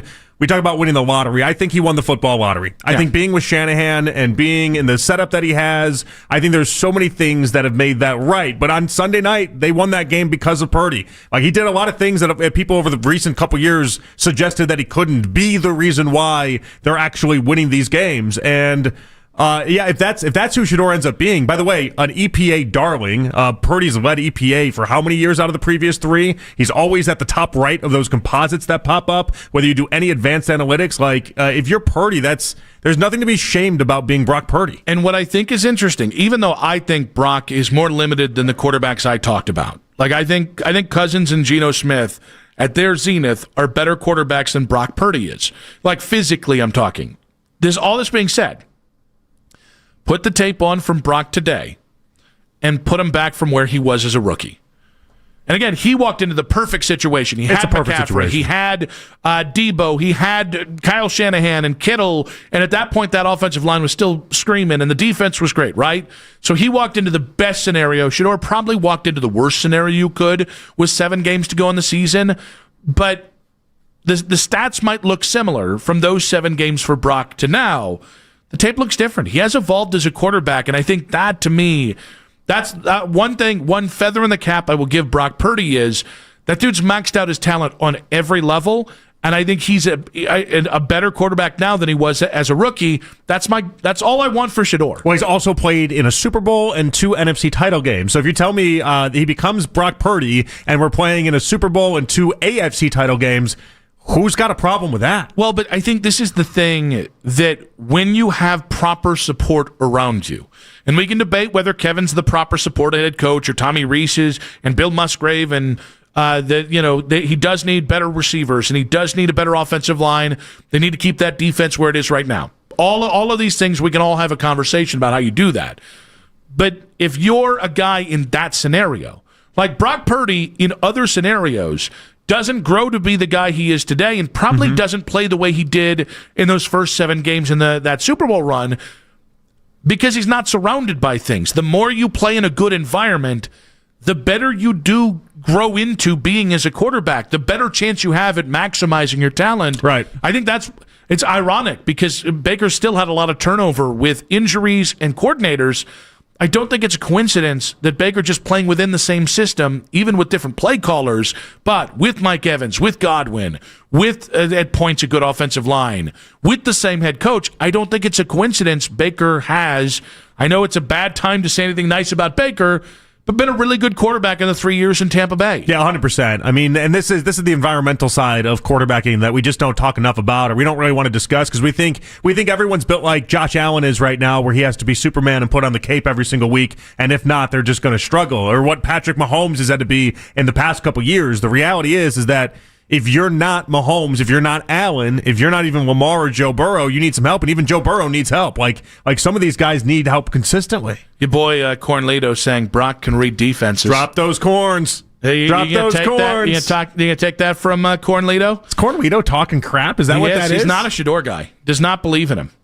Really? Yeah. Doesn't surprise me. By the way, least surprising news you've told me all year. Did you miss Shedeur reading the linebackers in Pittsburgh this last week and throwing the perfect back shoulder throw? He was changing coverages. He was doing all sorts of stuff. But again, this to me is why, This is where the commentary on players can be really, really frustrating, because if you actually watch Shedeur, there's real legitimate growth in the pocket and with reading defenses. Is he perfect to this point? No, there's still guys open. Guys, I watched Matt Stafford leave guys open yesterday. Well, one of the main criticisms that I thought Romo had of Shedeur in this weekend was the idea that when he was reading the defenses, sometimes he was reading the wrong side of the field first, right? Mm-hmm. He was going to the left side instead of the right side. And then that was jacking up his feet. And things happen better when you go to the right side first and you work your way that way, like the opposite of reading a book, right? But like, again, the start of that, though, is what? Is the idea that he's reading these defenses and he's able to do so. It's just he's got to pick out the right side first, but he'll get there. That's fine. Well, but again, like that backside throw, I can't remember. Was it Bond? I think it was Bond,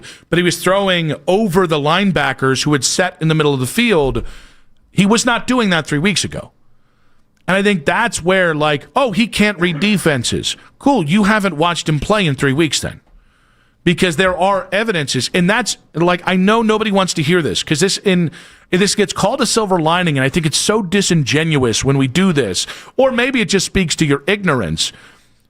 There was no way this kid was going to come out and light the football world up with where the offense was when he took over, the time of year he took over, the way the franchise has been going the last 2 years. The best you were going to get was glimpses. The best you were going to get is, do I see growth? Do I? But remember, when you make that case, though, when you make that case, people just say you're making excuses. No, 100. But again, they're wrong.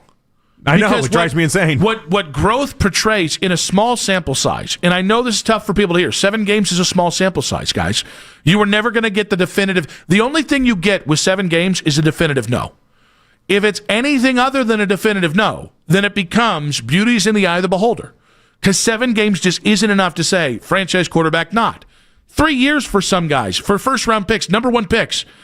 Are we year 5 with Trevor Lawrence? And now people think he might be a franchise. He's still not, by the way, he's still okay. I like Trevor Lawrence. But he's okay. But I think he was a prodigal son, and they kind of just turned out to be okay. That's fine. They've won almost. They've won. I don't want to get a fight with Trevor Lawrence with you now. It really double-digit wins. But, like you are 4,000 yards passing. Because if you see growth in a bad situation in a small sample size, you can start to do things of get him a number 1 wide receiver, get him his Jamar Chase, get him his Trent Williams, and then talk to me later. You can do that, and it's not excuses, it's not wishes, hope, and dreams, it's not cope, it's not whatever the hell you want to say it. This is how the NFL operates with every quarterback that they throw out there. Every starting quarterback is evaluated. Am I seeing growth? The difference is now is that because you bring up like Lawrence having 5 years to basically try to figure it out, and he's had success along the way here and there. But the reality is that they don't give you 5 years now. No. They don't give you even 3 years. That used to be the standard. The standard was always 3 years. Now the common thought across the NFL is by Thanksgiving of year 2, they know what you are as a quarterback. Yep. Like these things, they move these things up. Whether it's a 5th rounder or a 1st rounder, they move these things up like crazy. Doesn't matter who you are. And by the way, I saw Dylan Gabriel in 6 games not get any better in his performance. He still was leaving guys the same kind of plays. He was missing in the Miami game where I hammered him for. Yeah. He was missing in that last game. But you mentioned glimpses, though, and I think it's important to talk about because, like Cam Ward, for instance, the Titans fans are thrilled. Why? He had that one throw on Sunday where he left his feet, and he almost looks like Derek Jeter diving in the hole and then trying to make a throw. It was Mahomes-esque is what it was. It's a play that Mahomes makes consistently that nobody else across the NFL seems to. And that play alone, it had Titans fans losing their mind. You know, you're going for the glimpses. At this part, that's all you really get to latch onto and hang on to, and you can shove the EPA and all the interceptions and everything else, just shove it in the corner for a second, play for the glimpses, and then build off of that. Also, just one more time, I'm saying he can be across his ceiling, as of right now, somewhere between Geno Smith and Kirk Cousins. If you think that's glaze, whew, I don't think you've had a glazed ham before. I'm just gonna say, if you think that's glaze, you need to stop to Krispy Kreme. Is that what you're saying? Get some glaze. I would say more Krispy Kreme. I would say the only way out is through. I haven't had one in a while. You haven't lived. It's been a long while. We used to live off Krispy Kreme. Anybody out there want to bring in 12? I would like 6 Angel Food Cake, the chocolate donuts, and then 6 glazed, and let them be hot. And I was going to say, hot take on that. If somebody brought it in, I don't think I would touch it. Not because of the dieting side of things. Krispy Kremes are great for like a 5-minute window. You got 5 minutes to play with Krispy Kremes. Then they're not as warm. They lose the essence. They lose their Krispy Kremeness. I think you've lost your essence. How dare you? John Fanta, NBC Sports in 5 minutes on 92.3 The Fan.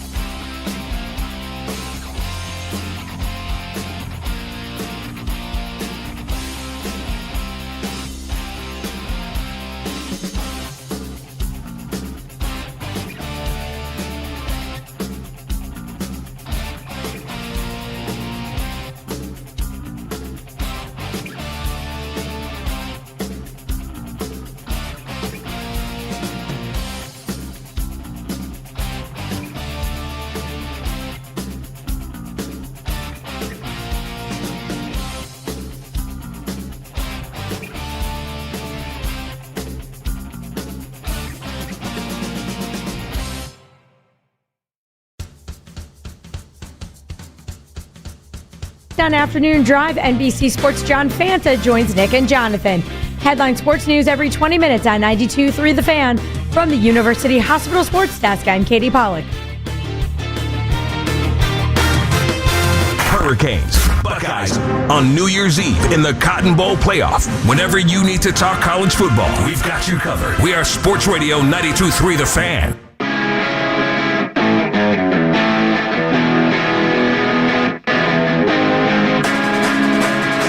Back on Afternoon Drive, Albert Breer coming up at 5:20. We are asking you guys, give us your comp for Shedeur.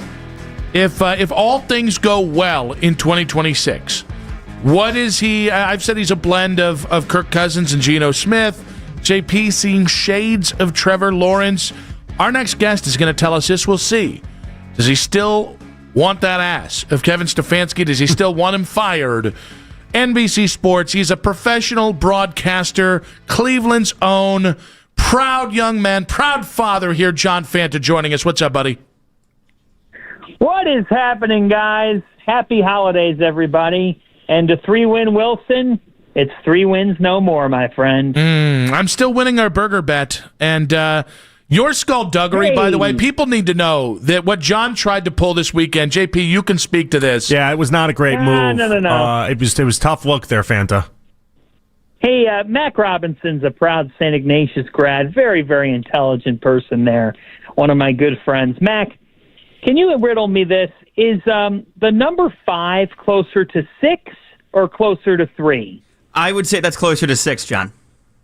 Perfect. So then with that in mind, Mac Robinson is the referee. If the Cleveland Browns win Sunday... No. He's not. Who made him the referee? So wait. Hold on. What in the college basketball is going on right now? Yeah, you just want to make up your own referee? This is some tricky Rick Pitino stuff You're right assigning here. your own referee I'm about to your buy own you case? some chicken parm and shut no wonder you up. why Calipari's going off all the time now.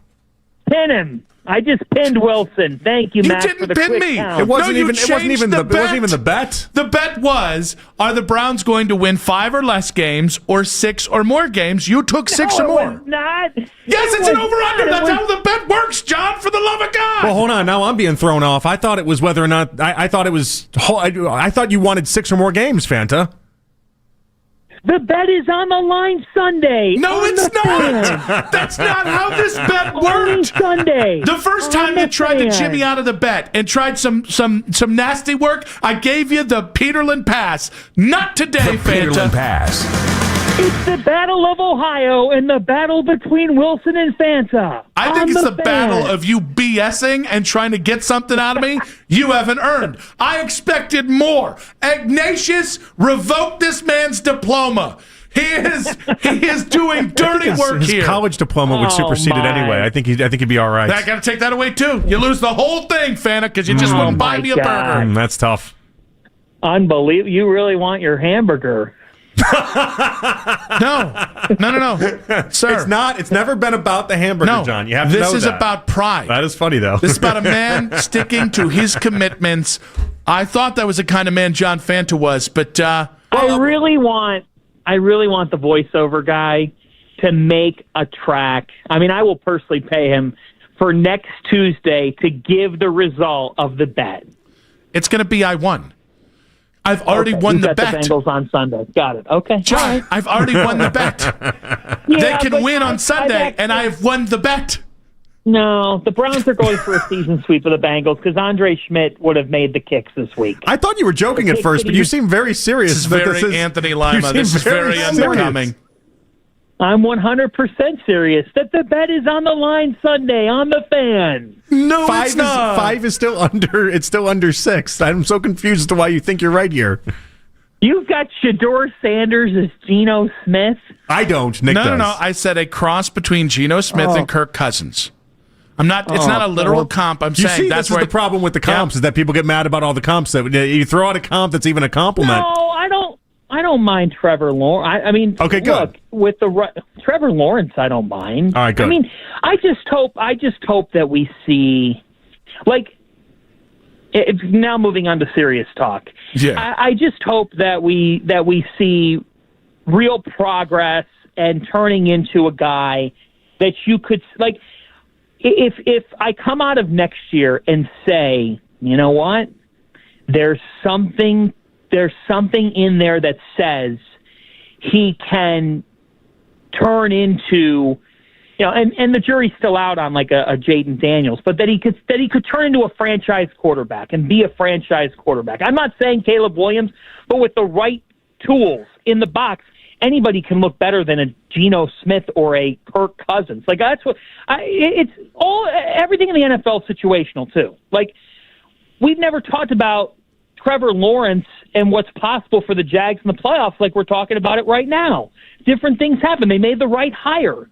What will Shedeur look like with better pieces? I would hope better pieces and more experienced pieces. For sure more experience because a lot of the pieces that he's going to right now are rookies who have all turned out to be pretty special, and that's encouraging. Like, there's a lot. I was really happy on Sunday because we saw this team fight and earn a win against a bitter rival, and you spoil their hopes. It was a extra Christmas gift under the tree. And I just, remember we talked 4 or 5 weeks ago about how exciting how fun it is to still watch this team with the young talent. I got to commend Carson Schlesinger. What a rookie year. What a fight about that guy. On the Gets Us meter right now, he's had a high in Cleveland, Ohio. The Schlesinger jerseys are going to happen. If you haven't bought them yet, what are you waiting for? This guy's going to be with this franchise, I think, a long, long time, making plays, making tackles. God, I hope so. That was gritty. That was Cleveland Browns football. It wasn't pretty always. Yeah, there's flaws. Yeah, there's things we could nitpick. But beating the Steelers is always a great thing, and that was a heck of a win on Sunday. You know what I'm sensing there, Peterlin? Oh, what's that? I'm sensing the Fanta flip-flop on Kevin Stefanski. I don't think it's happening. I'm not flip-flopping. I did think to myself when he was running off the field that if that's the last moment for him, it was an appropriate moment. And his best stat is that he's beaten the Steelers in Cleveland quite a bit. And, has only taken one loss to them in the home confines. And I don't care who the Steelers quarterback is. I know Mike Tomlin's on the other side of that. And, beating the Steelers is really important. There's just been so many things that have not gone correctly. And there's also things on Sunday, like I didn't get, they went for it on a 4th and 7, and you're just sitting there and you're just like, they're not going to convert this, Kevin. And Schmidt has shown that he could make these kicks. What's going on here? So there's still things in game that just say to me, what's happened to his fastball? Because there's going to be, I'm sure you guys are going to at least spend one day talking about this because, the season ends and there's a lot to digest. But, it wasn't all terrible. This head coach hasn't been all terrible. I don't think he should be back. His era had some good times in it. It's just he has held this team back from me winning the bet that we've been talking about and joking about because I think that they could have at least 2 wins that have been costed by some really poor in-game decision-making. And when you have a young team, the decision-making gets amplified. So I'm not flip-flopping on Kevin. I still think a change is needed as head coach because I go off the record. I think they've got I think that they are pondering it. I'm sure that there's a piece of the owner who really likes Kevin and likes the fact that he can control Kevin to the degree that he does. I mean, it is clear Stefanski lets the people that are above him totally control that joystick. And not every head coach is going to be as giving to that. They're just not. There's been many times where you two and I have said, why won't he just give us a real answer? Well, it's because he works for people that I don't know if he's afraid of them, but he's afraid to ruffle any feathers. He's always been that way. Is getting Miles one more sack the most important thing this weekend? 100%. Well, 100% get this sack. The Steelers were more concerned about him getting that sack than they were about winning the game. I mean, if you're a Pittsburgh Steelers fan, you have to be sick to your stomach of Sunday, and that's what was enjoyable about it as a Cleveland fan, is that now you head into Sunday, all the pressure's on you. What, you're going to lose out to the Browns and the Ravens? I mean, it was jarring how much they were just chipping him, and I mean, I don't blame them, but it really played a part in losing them the game because they're just so focused on him not getting that record. Whatever, AFC North, personal, all that. He's getting that record Sunday. He might get it on the first drive. That is the most important thing. Myles Garrett, the season that he's had, the player that he is, you relish it, you cherish it. It's been fun to watch and special, and I hope to God he achieves history on Sunday, and the Cleveland Browns have a place in NFL history. One of their own has a place in NFL history with a single-season sacks record. That is the most important thing Sunday. And if you're a Browns fan out there, have an extra Christmas sale ready. You should celebrate accordingly when he gets that sack. All right, John, you've said changes are needed. Give me your plan. What do they do with Barry? Who's the head coach? And what does quarterback look like in 2026 for the Browns? Okay, well, we'll start with the most important thing, and that is, the quarterback situation. Shedeur Sanders competing with a veteran. Now, I don't know, who I don't have somebody today that I'm saying they got to get this guy. And too often over the years it's been, well, could they get Kirk Cousins, or who are they going to get? What are they going to get? Like, I don't sit here today and say they have to get this veteran. I just want to see them. I don't want to see them draft somebody in the first round. They have too many other needs. So that would be the first thing that I'd take a hard look at. Look, in terms of the coach, I think you have to move on from the coach.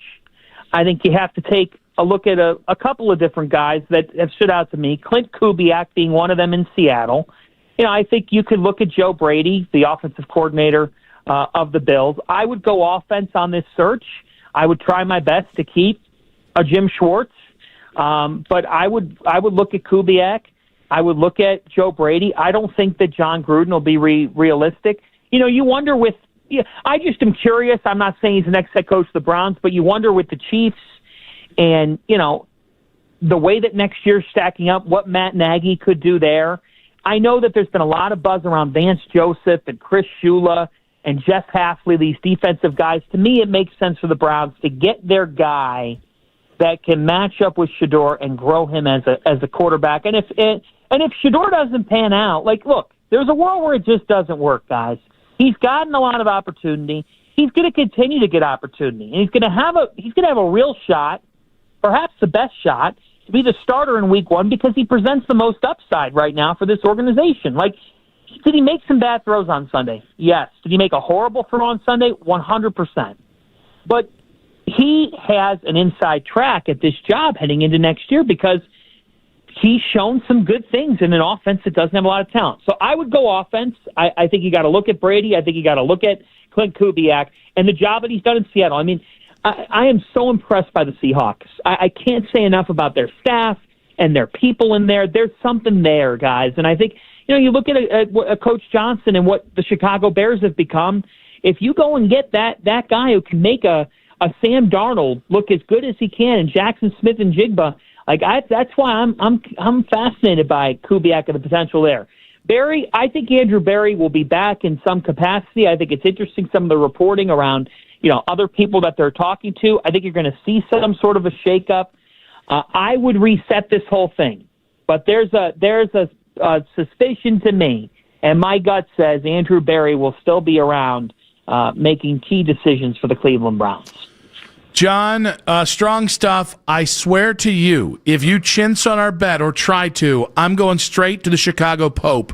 I'm taking it to the highest annals of the Catholic Church because as a lapsed Catholic, I will promise to come back into the fold if the Chicago Pope delegates this and finally puts you in your place. And Fanta, the Pope used to eat dinner at my next door neighbor's house when I was growing up. As a person that groomed JP. We have some connections there, and so if we have to use them, we have to use them. You're acting like that helps you. We don't know who your next door neighbor is. It's Grammy Pat. Mama Pat. Yeah, she groomed Jonathan. Mama Pat. Now, Nick thinks that I had a relationship with her as a young boy that shaped my childhood. I swear it didn't happen, her though. elder years, too. She thought I was going to be a priest growing up there, John. She thought I was headed for priesthood. So he gave her the sacrament. Lord Almighty, you two should be going to church right after this show because some of the references that you just made there, I thought this was a family program at 3:56 in the afternoon. Now I'm learning. He helped her praise God, John. Yeah. What more do you want? I'm learning that Jonathan Peterlin I'm learning that Jonathan Peterlin did take health class at the age of 11. All right, guys, have a great day. All right, John. Don't chintz on that bet. Don't be that guy. Yeah, these are Cleveland prices, not New York prices. Yeah. You can afford these. Yeah, take me down the road. They put brown sugar in their burgers. They're really delicious. Great stuff with Fanta. We'll react to what he had to say and his plan going forward on 92.3 The Fan.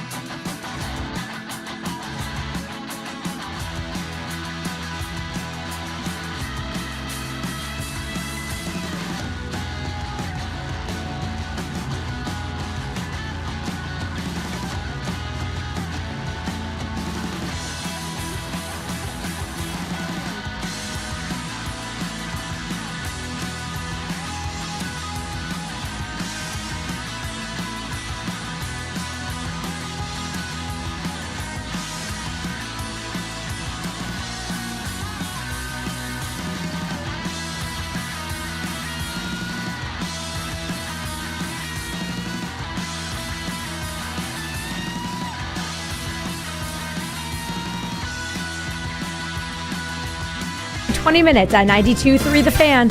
From the University Hospital Sports Desk, I'm Katie Pollack.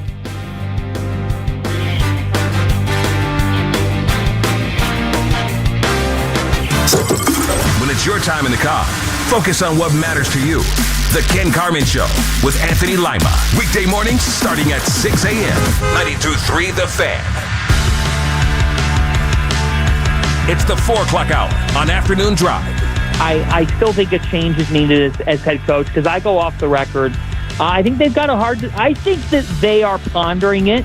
You know, I'm sure that there's a piece of the owner who really likes Kevin and likes the fact that he can control Kevin to the degree that he does. I mean, it is clear Stefanski lets the people that are above him totally control that joystick. And not every head coach is going to be as giving to that.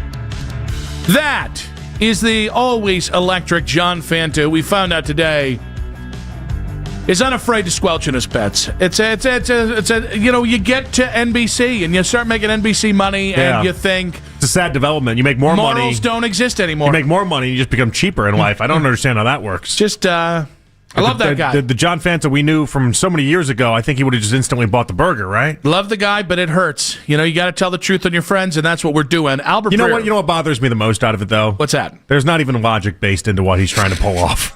You know what I mean? Like I think he's just trying to do like a math magic trick. I like a good. Well, you know, Welch. 5's closer to 6 than 3. I like a good Welch of a bet. You know, if you can logically get there, you really turn the corner. I just like to see people try to manipulate it like it's a magic trick and get out of it. And this was lazy at best. There was nothing to it. Try to add a little suspense. Not well. I but a little suspense. No. And by the way, invoking your name, like I'll be like, well, Mac is the referee. What am I going to do? Okay. I will say, when I talked to him before the segment, he did say, Mac, be ready. I will need you during this segment. I'm like, okay, I have no idea. Subterfuge ahead of time. I mean, so he preemptively thought he was going to bring his own arbiter into the equation. That is a real shame. Credit for trying, I guess. I don't think so. Credit for being a stand-up guy, which is what I know John Fanta to be. I look forward to my burger in 2 weeks. I just wonder if he thinks like all New York burger prices are the prices we have now. He lived here long enough to know. Making NBC money. NBC money or not. I know he's got a young kid at home, but there's no way. You know, you can find like $100 burgers in New York. That's not the prices we have here anymore. Unless you're Lance Reisland, who it was a $100 burger, but it was a very expensive burger, and he paid off. It might be close to that between shakes and everything for the three of us and absolutely. I know. That's why I didn't order the milkshake. I was like, we can't run this tab up. Meanwhile, I was like, can you make it a double? Can you make it a double milkshake? Do they do doubles with the milkshakes? I did feel bad. It's delicious. I felt bad about the burger being like an $18 burger. I felt no shame. No. I felt bad. Yeah. I wasn't even in the bet. If you come at the King... He just threw me at the bet. If you come at the King, you best not miss. And he came at the King and he missed. Albert Breer coming up, MMQB, in 5:20 today. The King, huh? Burger bets. Oh, yeah. Okay. Yeah. I hope I win. I hope not. I've never been rooting for the Ravens more than on Sunday. Me too. I actually want to lose this burger bet because I want Tomlin's ass now. I want him fired. I want him gone. It's a clown. He coached in fear. He coached in fear. You sounded so not serious and saying he's a clown. Mac, is that right? He sounded so not serious in that. What sounded not serious in that? He's a clown. Just the exasperatedness from you in that. You said it so not convincingly. Like it was like the least convincing. He's a clown. There you go. Much better. Okay. Yeah, but there's a part of you that still doesn't believe it. I think that's the part. He's the part that got me agitated because I love the idea that you've come around to what I've been trying to tell you for years about Tomlin. And you were Your wrong eyes then. You're were right wide now. open. Like you've seen the light, you've seen the vision. This is fantastic, and I like within new information, you developed a whole new take on him. Now, was it a quick turn from 3 weeks ago when you called all of Yinzer Nation a bunch of inbred idiots? Yeah, that's still correct. Little bit of a turn. I didn't turn on that one. Little bit of a turn. No, I still believe Yinzer fans are by and large inbred idiots. But I think the heart of it is that I still don't actually believe that you think Tomlin stinks at his job. I'm infuriated. It's not convincing enough for me to believe that you think he dookied himself. He was embarrassing. Yes, he did. It was so obvious. He got outcoached by Kevin Stefanski, who might be the Giants' head coach in 3 weeks. And again, if Stefanski gets fired on Black Monday, I'm going to be convinced the reason why we saw him have more emotion than he's ever had in his life is because he knew already that he was being fired and he was trying to stick it to the Browns. That's a Larry David Spite Store win. That's his Latte Larry's. Give me another one. I want another spite win. Well, and that is a beautiful little part of watching the Browns play hard this last weekend. And if they play hard this weekend, it'll be done so with the idea that Stefanski actually could rally the troops, but he's only rallying the troops because he's convinced he's fired. Hey, whatever works. Whatever works. And by the way, you can't get any lower than the 7th pick, so a win doesn't hurt you. Now, it hurts you because in a certain confluence of events, I don't remember. I hate doing the Raiders have to win, and they have to win by 33 points, and then the Titans have to do this, and then somebody's mom has to pass away. Like, I hate all I hate the story that you have to run through. We do have a 1-win. We got a game. We had a window here. What do you mean? No, it's a good point by you. Like, New Orleans and Kansas City and Cincinnati all have 6 wins. Yep. Like, you can't get worse than 7. Yeah. So a win really only cost you maybe 3 or 4 pick spots. Like, let me put it this way: is a loss on Sunday rather worth 2 spots in the draft, or is a win worth 2 spots? To me, it is. Would you rather have the 5th pick and a loss, or the 7th pick and a win? I'll take the win. I'm trying to figure out how. I mean, right now you're 7 anyway, right? Yeah. So like, it's not, you're not losing anything off of this if you win. Correct. So, but well, no. If you win, you won't get better draft positioning. But if you lose, you could go as far as up as 2. Yeah, but again, that makes it seem as if all these teams are all of a sudden also going to have wins in here, and I just don't think between the top 7 teams we're going to have many teams that are drawing up wins. I bet you if you lose, you can get as high. I would put it like I would expect to be like the 5th pick. I would. Because there are a couple teams that are playing each other and a couple teams that are playing bad teams. Arizona's I would expect to get a top 5 pick if you lose. Not worth it. Arizona's on an 8-game losing streak. They have a mission there. The Jets are on a 4-game losing streak. They're on a mission there. On a mission from God. The Raiders are on a 10-game losing streak. That's cemented as well. Giants are still playing hard, but they're at 3 wins. So I guess maybe the Giants could come into play. Maybe the Titans are still playing hard in these games, too. You watched that game this last weekend. Like, Cam Ward was acting as if that was his Super Bowl. Yeah. They were playing incredibly hard still. Shockingly. And then the Washington, if they could run this team back a million times, they would never win another game this year with this Washington team. Aren't we on to Sam Hartman now? It's bad. It's real bad. First time I watched him at Wake Forest, I thought he might have something. And then it turned out it wasn't talent. Whatever he had, it wasn't talent. Yeah. He had something. Got great hair, good looks. Has his way with the ladies. People laughed. I get so mad at people a couple years ago when they went to the NFC title game, and everyone's like, "Oh, but Jayden Daniels got there because look at all that talent on Washington." It's like, no, they had 2 Pro Bowlers that year. That's it, 2. It's not as if that was loaded with talent. Like what Jayden Daniels did with that team, so inept of talent. I'm always very interested in what happens when you take away the quarterback from some of these teams, and you really watch how some of them completely fall. I think environment matters so much with quarterbacks, but there are the quarterbacks out there like Jayden Daniels in Washington in that first year where it was like he's just another level. So I'm going to give you a plan. Okay, what's the plan? We asked John for the plan, and he said, okay, Clint Kubiak, Joe Brady. So these are some names you want to interview. Yeah, he's been high on Kubiak for a while. I don't believe he fired Andrew Berry. By the way, the Joe Brady thing, I just miss me on that. No, 100%, yeah.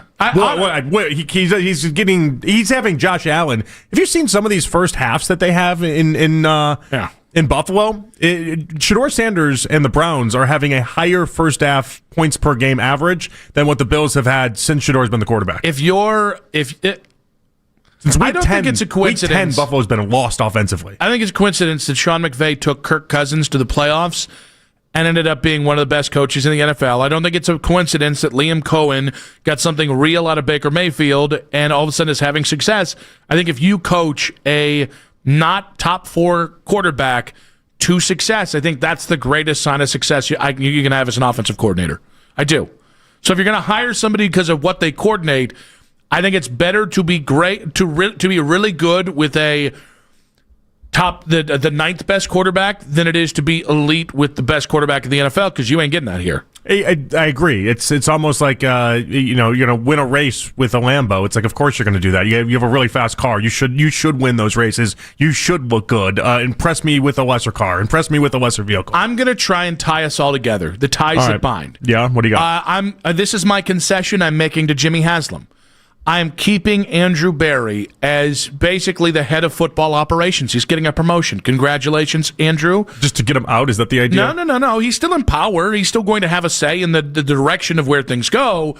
But this is a concession to Jimmy Haslam. My concession to supporters is Shedeur is the starting quarterback going into 2026. I'm not wasting my time with Kirk Cousins or Geno Smith, a quarterback competition. I'm not wasting another cent on the quarterback position in 2026. I'm not drafting him. Okay. It'll be Dylan Gabriel, Deshaun Watson, and Shedeur Sanders with Shedeur in the lead. Shedeur has to lose the job. Okay? That's my concession. I'm now going to bring in Tom Telesco as the GM, although really his job is to draft good football players. I don't know I'm putting him in charge of free agency. I don't know I'm putting him in charge of analytics or anything else. Your job is to go make me a bicycle clown, put me the best football players, not spark scores, football players on the Cleveland Browns. Which historically, he's been a really good drafter in the first round. Yes. The other drafts, not as much, but the first round, he's really good. Justin Herbert and Brock Bowers, baby. And finally, okay, this is going to tie everybody together. Jim Schwartz, whatever you want to be the DC going forward, you get. You want $6 million a year? Here's $6 million a year. Whatever the number is, you've got it. You're not my head coach. No fault of your own. Blah, blah, blah, blah. I don't know what the blah, blah, blah was. That would be he'd probably punch you in the face if you blah, blah, blah. Okay, so who's the head coach? David Shaw, passing game coordinator for the Lions, former Stanford head coach. The only reason he's not still at Stanford is he hated NIL. He is a adult in the room. He's a Stanford guy, so he can talk to the Ivy Leaguers, but he's also a blue-collar guy, having grown up in football. His dad, Willie Shaw, should have been the head coach of Stanford in '92. Long-time, well-respected defensive coordinator.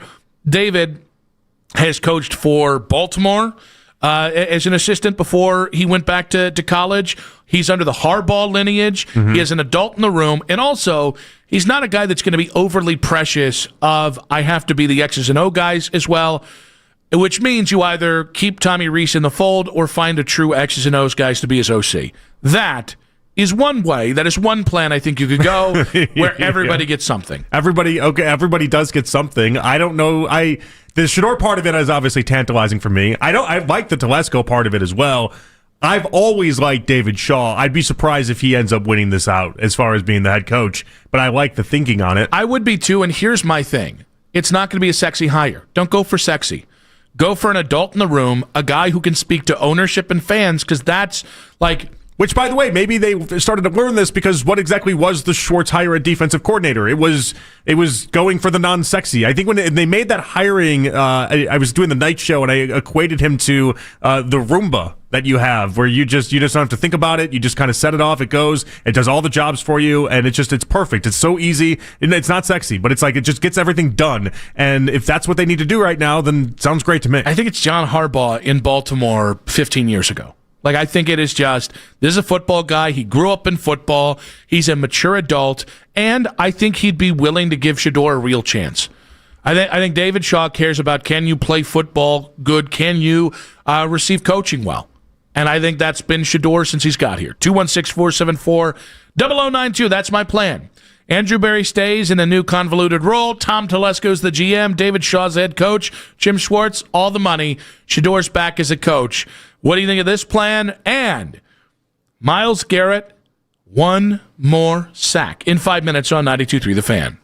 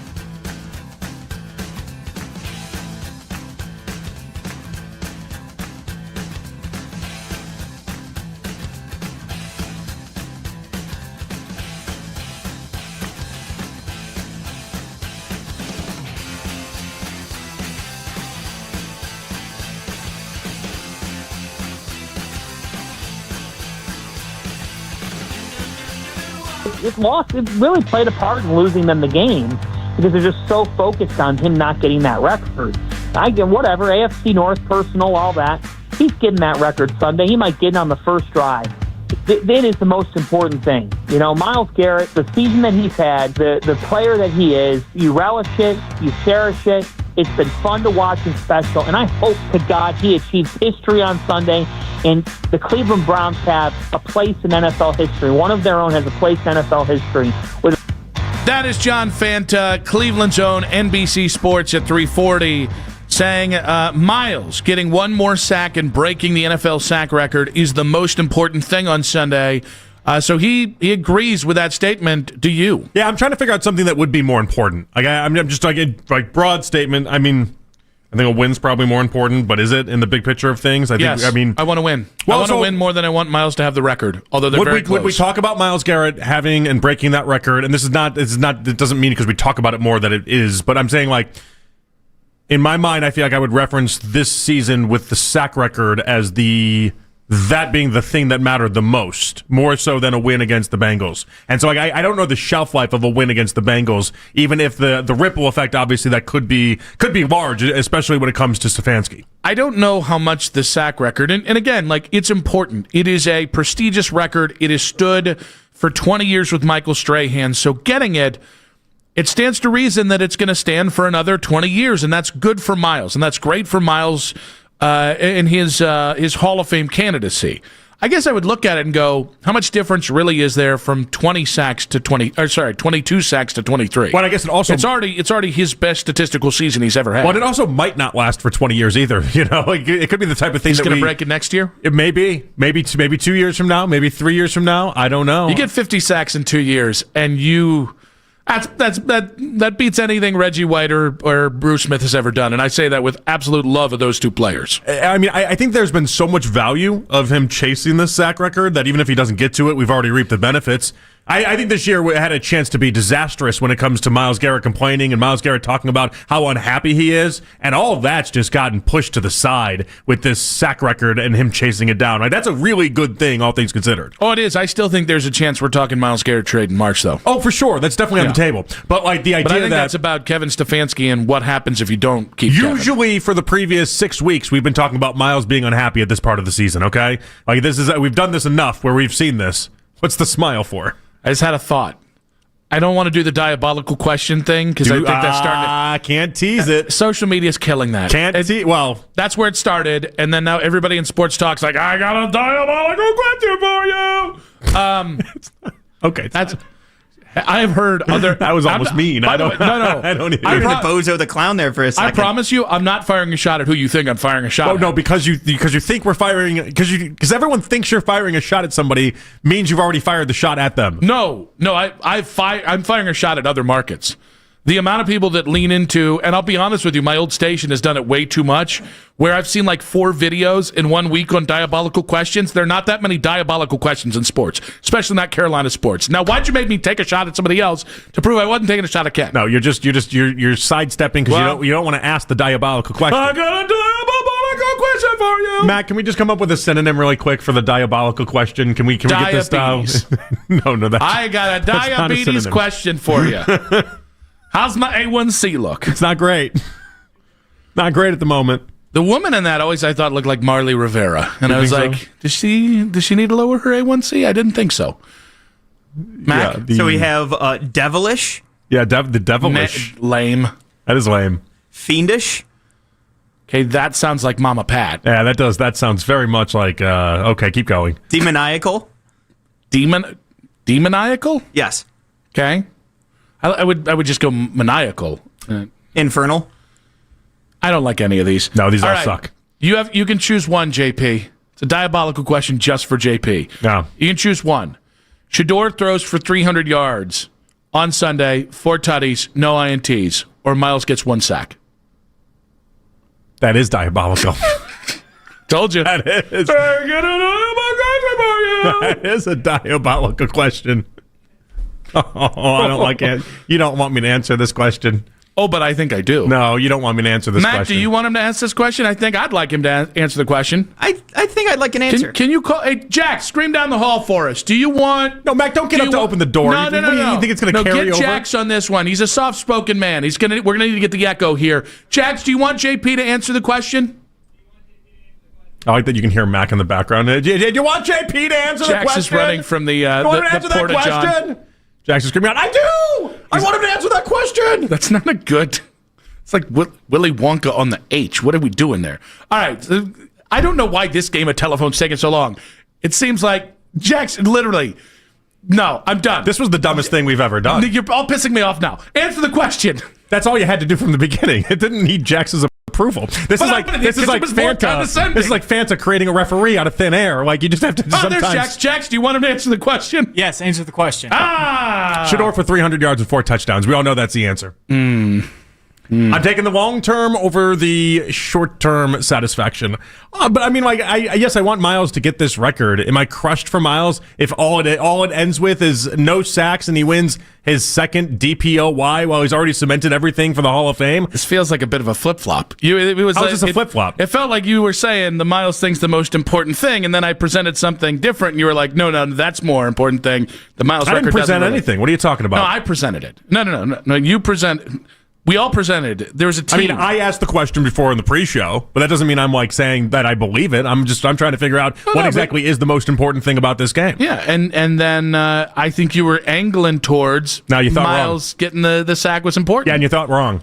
Clearly, you thought wrong. You've changed your tone. I didn't tell you my tone. How would it have changed? Has he changed his? Have we flip-flopped a little bit here? Maybe a little bit of flip-flop. Can we get Jax back here? Flip-flop. Can we get Jax back here to see if opinion to Jax, begin with? do you think he flip-flopped? We'll get on Jax. No flip-flop. Oh, wow. Thank you. Well, that wasn't really Jax. That was Mac throwing his voice. Good morning, good afternoon, and good night. My goodness. I want Shador to throw for 300 yards and 4 touchdowns over Miles breaking the sack. If you were to run a poll, because you like those, I would bet 90% of Browns fans probably would say otherwise. Well, I don't have the capability to run a poll on here. You have Twitter, though. Well, yeah, I think we want Jax to do this, although we don't want him to run back in the room to talk about that. All right, we'll do 216-474-0092. You can only choose one. Shador throws for 300 yards, 4 tutties, no INTs. Or Miles gets 1 sack on Sunday. What are you choosing? And I'm taking the Shador passing yards while doing so with the same understanding that the debate we started this with of which one has a longer standing shelf life, it's clearly Myles Garrett breaking the sack record over Shador throwing for 300 yards. So the problem is, for me personally, Shador's already the quarterback for 2026. So, like, I don't need that. I'm glad it's for you personally to lean into this, but I also understand. I need the Browns to think about it unequivocally. Yeah, well, but I think there would be more fans if, again, recency bias does play here. If you throw for 300 yards, 4 touchdowns, no INTs, and obviously we're going to say that that's a Browns win, and it might even save Kevin Stefanski's job more, though. Now we got to think about that one again. It's realized potentially downside for you. There's a lot of ripple effects to all of this. Obviously, there's a lot. But I think there's a lot at stake in this meaningless game that nobody wants to put in their televisions. Even it seems like there is a lot at stake here. PJ saying bad job out of JP for what? Oof. I think it's for the take that you had. I know, and I know that's not going to be a popular take, but we work in the honesty business and the truth brokering business. You are the truth broker. I can only tell you guys how I feel. I can't tell you anything else. I can only tell you how I feel. And how I feel about this is pretty simple. Miles has already solidified himself as a Hall of Famer. He's already locked down his second DPOY. Like, if I had thought that this would genuinely be the difference between him getting in the Hall of Fame or not, I would root for him to break the sack record over Shador. Not even a question asked. But this is not going to change his lot in football life the slightest bit. This is not going to change the reflection and how people think about it and think about him big picture in the slightest. He is unequivocally the best defensive player in the sport. No one's debating that if he gets the sack record or doesn't. All right, I'm going to $1 Bob you, because Kay points this out on the 92.3 The Fan YouTube channel. She said Shador, but I'd take Miles 2 sacks. So not 1 sack, but 2 sacks. So now you just break it. You shatter the record to 24 sacks over 300 yards. Miles gets to 25 sacks. I'm going to $1 Bob K. So you get 3 sacks from Miles or 300 yards from Shador. No, the answer is Shador. It's still Shador. It will remain Shedeur for the rest of this. If you say 7 sacks on there, I'm still probably saying Shedeur. Well, that's ridiculous. There's no amount of sacks. That's ridiculous. The sack number isn't going to make or break this for me. 7 sacks and a win. All right, we're going to stop the convo. We're at 7 sacks. We're stopping the convo. Or 300 yards, 4 touchdowns for Shedeur, but a Browns loss. Okay, so I'm assuming you're in your diabolical question, your devilish question, your everything that you've thrown out here. And one word on one synonym that I noticed Mac did not want to read because I'm assuming he doesn't know how to say the word. Fair assumption. It sounded meaner than it was. Should we go to Jax? It sounded. Let's see Jax try to say a word. I'm assuming you would take Miles then? Which one? With the 7 sacks and the Browns win? Stop being a goober. Stop being obtuse and intentionally doing this. Am I being obtuse? Yes, you are in this. I honestly think it's an impossible question because I do want the record for Miles. In the end, it's not going to make or break what I think of Miles. The season's already incredibly special, what Miles has done. But 300 yards and 4 tutties against Cincinnati would shut up a lot of people. Don't ride that fence on this. I'm not. I'm going to plop my fat ass on one side of it. I'm doing some theatrical stuff here. We're going back to hair and church and whatnot. I slapped the priest? He was playing Jesus. It was totally different. It was Godspell. Yeah, come on now. This is like a circular bit. Anyways, I would lean towards Shedeur. But I think Kay brings up an interesting point. What if he doesn't just beat the record? What if he just shatters it? Can we go? I want to do rapid fire with some fans here. All right, let's go with Nathan in Westlake. Miles gets 1 sack in the sack record on Sunday, or Shedeur throws for 300 yards and 4 tutties, no INTs. What are you choosing? Yeah, I don't know if you guys have lost your mind, but you have to go with the Myles Garrett sack record. Shedeur Sanders having 1 good game will be forgotten about in a week. Breaking a decade-old record and taking it from a Steeler, because let's not forget, he's tied with T.J. Watt for the record. Taking the record from a Steeler is far more impressive than Shedeur Sanders having 1 great game, especially considering he's not even guaranteed to be our quarterback next year. But what if that would guarantee it? And part of that is why it's important. I don't think 1 good game at the end of the year in a game that doesn't matter does anything for Shedeur, to be honest with you. Even if it is a 304 touchdown game. Oh, I think it matters a great deal. Nathan, I think you're talking. I think it matters a great deal. I think you're Shahader showing, my guy, but we appreciate you. Malik in Cleveland, 1 sack for Miles in the sack record, or 300 yards and 4 tutties for Shedeur on Sunday. What you taking? To the gentleman that said that this was an impossible decision, he'd be sleeping on or watching the games on his fat ass, in his own words. I don't know if he's drunk or anyone else on the show is drunk, but this is such an obvious choice. Not impossible like Fibonacci sequence or anything of the like. I don't care if Shedeur Sanders threw for 1,000 yards on his dad's foot and while blind. It would not matter. It is of zero significance. The entire season is salvaged by a single sack by Myles Garrett, arguably one of the best Browns in history, for a 300-yard game. A 300-yard game. Wait, the entire season is salvaged? So a 4-win season is just not. Meaningless season. It's a meaningless season. All that stands to remember from this season is the fact that Myles Garrett set this record. But I'll take 300 yards from Shedeur Sanders if it's a basket of wins. What is more? Who's coming up with this stuff? Okay, we asked a question. Called a diabolical question, Malik. And for him, it wasn't, and I like that though. Also, very confident in it. I like that. What's more likely to save this season, quote unquote? Miles breaks the sack record, which we will continue to remember happened on a 4-13 team, or Shedeur uses this game and the 6 games before it to launch into being the Browns' starting quarterback, and they're competitive again next year. He's already gotten all of everything that comes with breaking the sack record, everything that comes with it, he's already gotten. He's gotten the promotion up to being the unequivocally best defensive player on planet Earth. Check mark. He's already clinched the Defensive Player of the Year.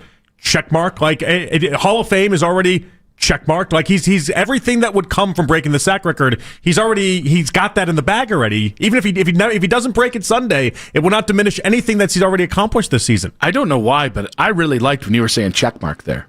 It was so authoritative. That was good. Thank you. It's good radio. James, One sack for Miles and the sack record, or 300 yards from Shedeur with 4 tutties on Sunday. What you choosing? The sack record is more important. Why? Because it'll be there forever, and you can always look back at it. I look back at Jim Brown running the Michael football Strahan right only now. got 20 years. It'll probably be broken in like half of a decade. I remember Jim Brown, man, running over people and around them and taking off, and nobody could catch him, and he was bigger than they were. I remember those days. But every Jim Brown record has been shattered. And you'll still remember Miles if he breaks it or doesn't break it. Jim Brown records were shattered because they played more than 12 games a season. All right. So, James, is the season devalued and diminished if Miles doesn't break the record Sunday? Because that's really what I'm hearing. That's kind of what I'm hearing. If you're voting on the side of you need the sack record as if you need it for some part of the season to matter and some part of the record to be the end all be all, then it does set you up for the idea that if he doesn't break it Sunday, you look at this season very differently. And for myself, I don't. Well, I look at it like this. Okay, Sanders, for instance, now, if it was guaranteed that he's going to be the quarterback for 10 years, then I know he's going to be a good one, and I would take his 300 yards. But that's not how I don't know if he's going to be there next year or not. But but I mean, if somebody's quarterback in the Browns for 8-10 years, like Bernie or somebody like, he had a good career, and we had a good quarterback. Right now, we don't know. Maybe next year may be great, and then the next year is over with. All right, James, we got a boogie, buddy, but we appreciate you. We got plenty of calls on this, 216-474-0092. Miles gets 1 sack in the record on Sunday, or Shedeur gets 300 yards, 4 touchdowns on Sunday. We're going to put this up on the 92.3 The Fan chat on YouTube that you guys can go ahead and vote on. Continued reaction on this, your calls, and the Peterlin Pass in 5 minutes on 92.3 The Fan. When there's news that affects the Cleveland sports fan, Darrow Ryder is on top of every headline. Listen to his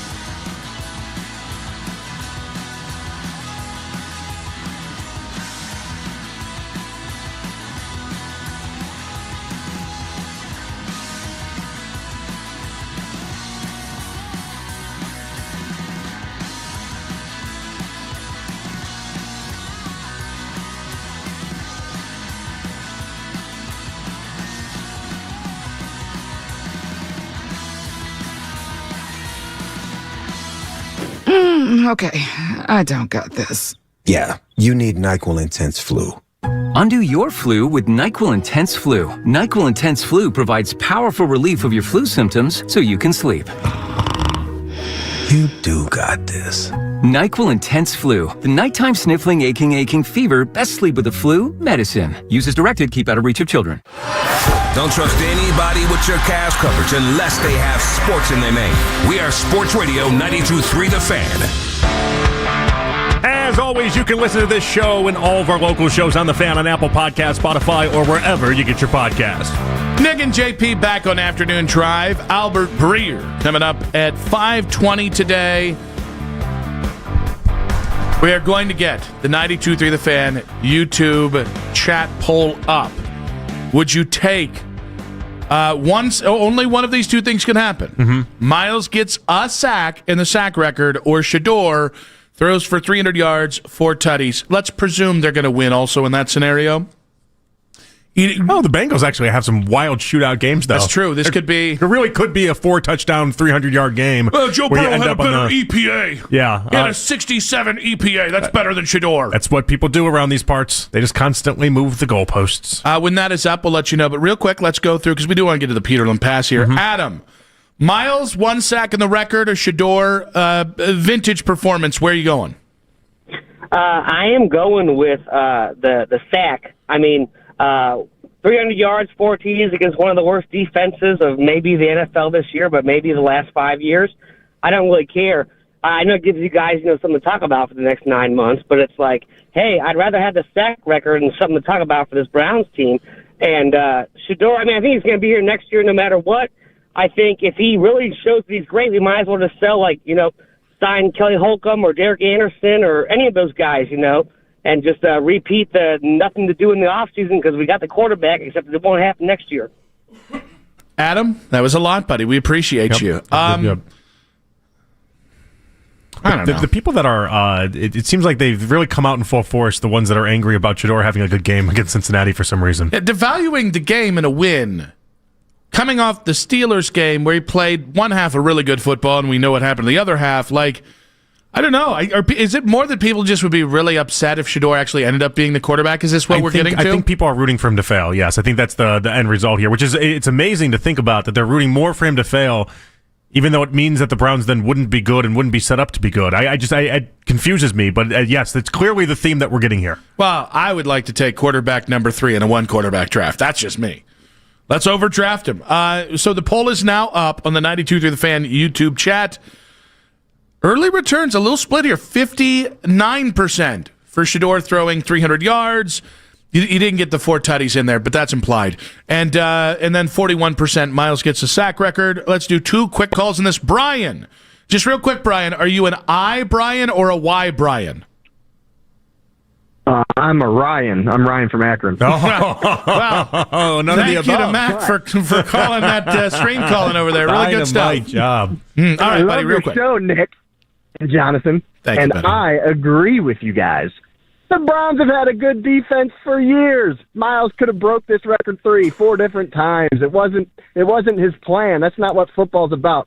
Miles impacts every single play that the Browns ever play on defense. It's Shador, the Savior. He needs to have 300 yards and 4 tutties. All right. I can't tell you how much I enjoyed you saying the Savior. Ryan, we appreciate you, buddy. By the way, Mac, after we get Ryan on the phone, he corrected it. Well, as if maybe I'd be like, oh, I was the idiot. Oh, I forgot. I just saw Ryan on the call screen. I don't know about you. Well, get a new prescription there, Jack. All right, final one. Let's go.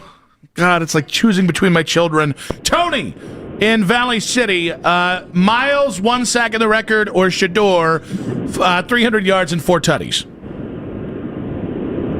I would have to say Miles and the sack record. And the reason being is the fact that I am so irritated with Pittsburgh Steelers fans and friends that I have that are Steelers fans, and all they want to do is brag about how we didn't get it against Rodgers because he was playing like such a little girl, that I want him to have that record. I want 2 sacks, or maybe 3. But I think not 4. Bragging rights for a Cleveland fan with that is bigger as a Cleveland fan than it would be for Shedeur to have the big game. Not that I'm against Shedeur. I do like him, and I do wish that he does well here. I just really want that record. You know, you can just respond to the Steelers fans, yeah, but you lost. You get, like, that is the, we didn't get the record from us. And they're going to have their own embarrassment in Week 18 if they lose that game, you too. You duked your pants and lost to the Browns. Good job. Woo! Enjoy blowing the division to the Baltimore Ravens there, Jack. How about that? Well, also then having no plan at quarterback moving forward. Also, how about you just don't argue with Steelers fans? They are inbred. It should be noted. All right? Mac.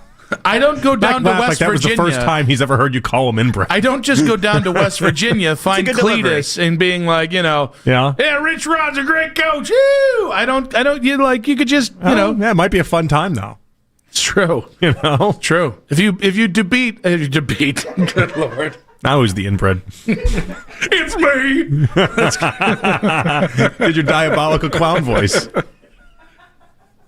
I don't know where this one came from, but I do like it. Your diabolical, but really it's just making fun of sports radio host voice is funny to me. Let's get to the Peterlin Keep Pass. that one in rotation. There's only one man with the knowledge to criticize and the power to let it slide. It's time for this week's Peterlin Pass. All right, I'm going to give the Peterlin Pass to MVP voters that think Stafford should still win the MVP after last night. Vegas has shifted towards Drake May as the favorite. Week 17, Drake May throws 5 touchdowns against a bad Jets team. Stafford has one of the 2 bad games he's had this season, and that's apparently the MVP race. He's taken 25 fewer sacks. He's thrown for more yards, a dozen more touchdowns with the same amount of interceptions.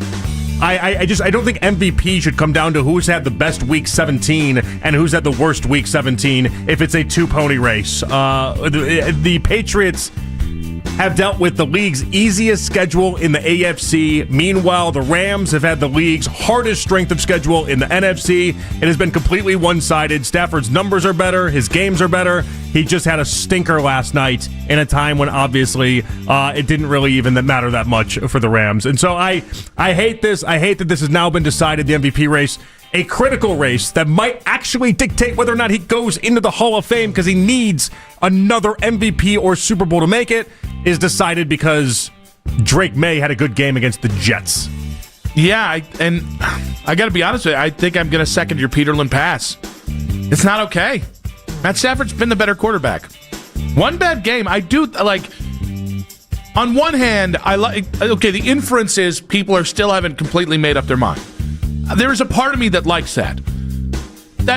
But you shouldn't flip-flop that easy. Like, Matt should have been the heavy favorite in your mind going into last night, and maybe last night should have been a kernel of doubt. It shouldn't have been a whole bucket of popcorn of doubt. And it shifted the Vegas odds in Drake May's favor, and in such a way that, Matt Stafford's been the best quarterback since, I don't know, you make an argument week 2 on. It's been a long part of the season that he's been the best quarterback. Drake May sniping this because he beat a bad Jets team shouldn't be the case. I'll say if you flip-flopped, if you're an awards voter in the NFL and listening, thank you by the way. If you are, and last night is what flip-flopped this for you, I think you were just going to give it to Stafford because of a career achievement award anyways. I don't think you were that committed for Stafford. And by the way, you shouldn't have been. Matt Stafford's the MVP. He should be the MVP. Yeah, everything bears out that he should be the league MVP. It's just, But if you flip-flop that easy, you are voting because of a narrative and not because of what the guys have actually done. This is what this has kind of turned into with the MVP vote in recent years. It's turned into Week 17, and if it's a coin toss or it's something close to it, whoever's got the better Week 17 ends up winning these awards. It's bared out the past few seasons, and I just don't think the MVP race should be that. Now, do I think I should hold Drake May accountable for losing to the Raiders in the first week of the season in arguably one of the worst games he's had all year long? Like, no, you can evolve with a player and you can look at it and say, well, he's better in December. That has to matter for something. But Matthew Stafford's legitimately had 2 bad games all year. Last night was one of them, and now it takes him out of the MVP. This is going to kill him. He hasn't done enough across the NFL, Nick, to be in a spot where he doesn't need either another MVP or another Super Bowl win in order to make the Hall of Fame. And being robbed because you couldn't beat the Falcons last night, it just stinks. That's Peterlin Pass. The Peterlin Pass. You guys can still vote on which would you rather happen for the Browns in the season finale. Myles Garrett gets a sack record, or Shedeur Sanders throws for 300 yards against, that's a 92.3 The Fan YouTube chat. 7 minutes in, 50 votes, 53% saying Shedeur for 300 yards. We'll have more on that in the lead in 5 minutes on 92.3 The Fan. This is an Odyssey Sports Minute. Presented by Chumba Casino, your online casino for plays, spins, and a chance to score. Must be 21 or over. Terms at ChumbaCasino.com. Happy 50th birthday, Tiger Woods. He's now eligible to play the PGA Tour Champion Circuit. It's Tiger Mania all over again. I'm John Lund. My name is Whitney Allen. I'm a widow. My husband, Ryan, died. We never thought in a million years we'd have to use life insurance. The unexpected happened. With Ethos, it is so fast and easy. It's 100% online. You can get a quote in seconds, apply in minutes, and get same-day coverage. No medical exams, and you can get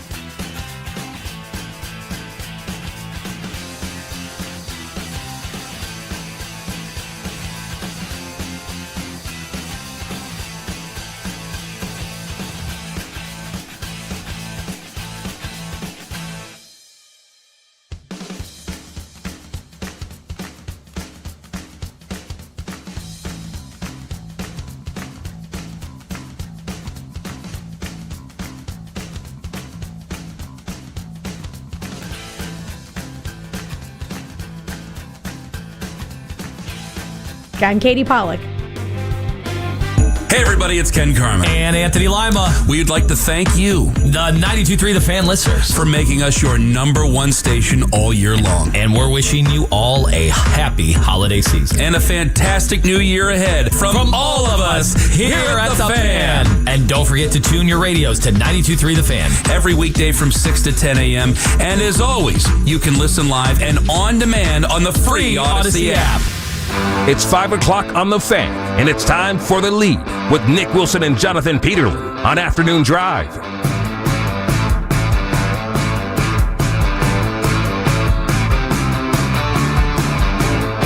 Albert Breer coming up in about 20 minutes. Nick Wilson, Jonathan Peterlin back on the station. We got so much to get to with Albert.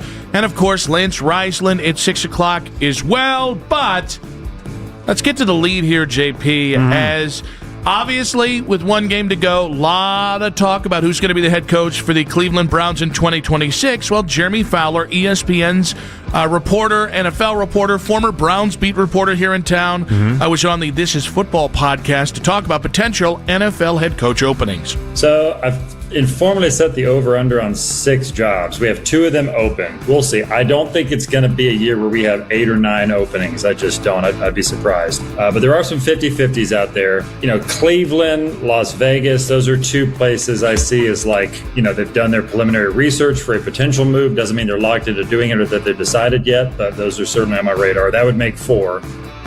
Yeah, the preliminary part of this is obviously interesting. I mean, if they're searching around and they're trying to gauge who's cool with Jimmy Haslam, who isn't, all this matters. It does matter. Even if they end up not firing Stefanski, the idea that they even went out and did this does matter. Yeah, I think, and obviously we also have reports that they've done preliminary research or had talks with 2 former NFL GMs, Miami's Chris Greer and the former Chargers and Raiders GM Tom Telesco. I think this does matter, but again, like, I'm not fait accompli yet that the Browns have already made their decision up. I don't think this signals that they've made their decision up. I think it just signals that they've had serious conversations. So I think if the different reports that we've heard, and I'll go back to Mary Kay, who's saying that the stretch run, she said that multiple times, that the stretch run matters, and how Shedeur develop matters. Well, you just beat Pittsburgh. 2 weeks after we thought the team had gone off to Cabo after that Bears game.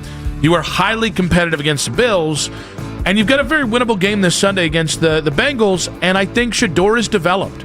I think whether people want to just talk stats or whether they want to talk about what's actually happening on the field, Shedeur's continued to grow, and Kevin gets some of the credit for that if that's really where Jimmy Haslam's headspace was 5 weeks ago when we entered this stretch. Hey, got to let this play out. I'm going to let it play out to the last whistle.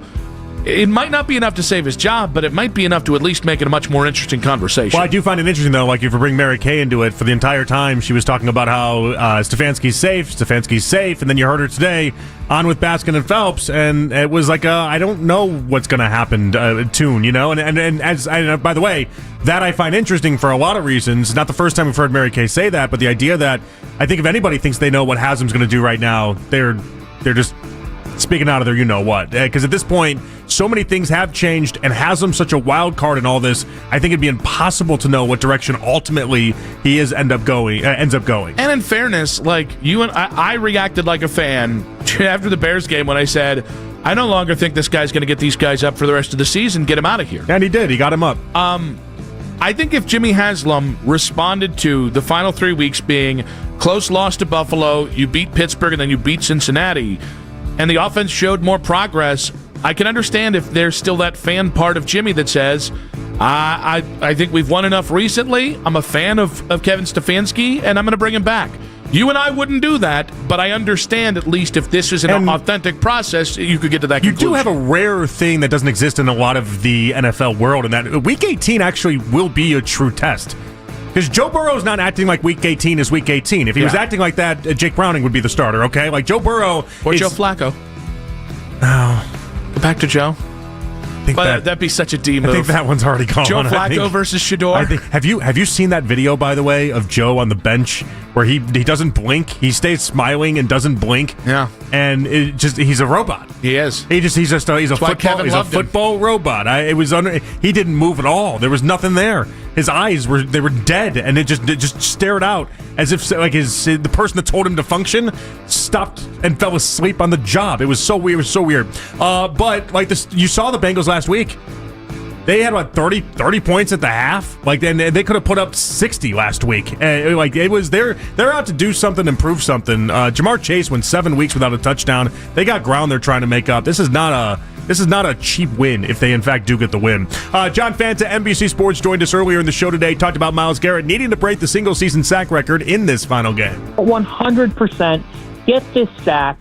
The Steelers were more concerned about him getting that sack than they were about winning the game. If you're a Pittsburgh Steelers fan, you have to be sick to your stomach of Sunday, and that's what was enjoyable about it as a Cleveland fan, is that now you head into Sunday, all the pressure's on you. What, you're going to lose out to the Browns and the Ravens? I mean, it was jarring how much they were just chipping him, and I mean, I don't blame them, but it really played a part in losing them the game because they're just so focused on him not getting that record. I get whatever, AFC North, personal, all that. He's getting that record Sunday. He might get it on the first drive. It is the most important thing. You know, Myles Garrett, the season that he's had, the player that he is, you relish it, you cherish it. It's been fun to watch him special, and I hope to God he achieves history on Sunday, and the Cleveland Browns have a place in NFL history. One of their own has a place in NFL history. I want it for Myles.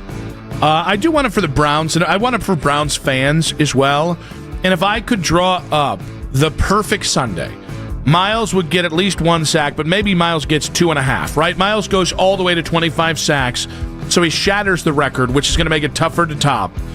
Shedeur throws for 300 yards, 4 tutties, no INTs, just has a definitively great game, and the Browns win. Like, if you really want to end this in a way that I have never seen a season end, that didn't, by the way, end up in the playoffs.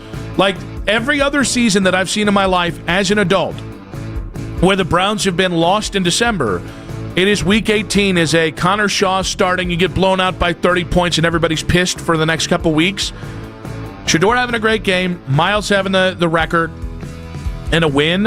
Whatever happens on Monday happens on Monday. That would be a way to end the season that would be unlike, combined with a Pittsburgh win, unlike anything I've seen from the Browns, where, again, they weren't playing for the playoffs at the end of the season. I just don't think Joe Burrow is going to have the same mentality that Josh Allen had and that Aaron Rodgers had, where it was just their mission to make sure that they weren't the guy to get sacked and be a part of that record. I don't think Joe cares. That's a great point. It just doesn't. Again, maybe I'm just wrong on that. I don't want to read inside his head. I don't get the impression from Joe that this is something that matters to him, and it certainly doesn't seem like it'd be something that matters to him the way it matters to Josh Allen and Aaron Rodgers. Oh no! I actually think Joe would rather win. I think Joe would rather win and get sacked 50 times by Myles. That's why I like. Right. That's the thing you respect about Joe, which is why I think Myles might not just get one on Sunday. He might get, I don't want to say a handful, but he might get 2 or 3 sacks because he always blows up against Joe in the Bengals. Mary Kay Cabot joined Baskin and Phelps earlier today, and she says there's a sense of change coming from the Browns organization. And the other thing that I believe is if you keep him as head coach, you already have an amazing defensive coordinator in place in Jim Schwartz. And I think Tommy Rees is really showing some very, very good things at offensive coordinator. And I think Kevin is a good CEO coach, a good overseer, a good voice for the team, a good spokesperson, a good manager of people, and all of those kinds of things.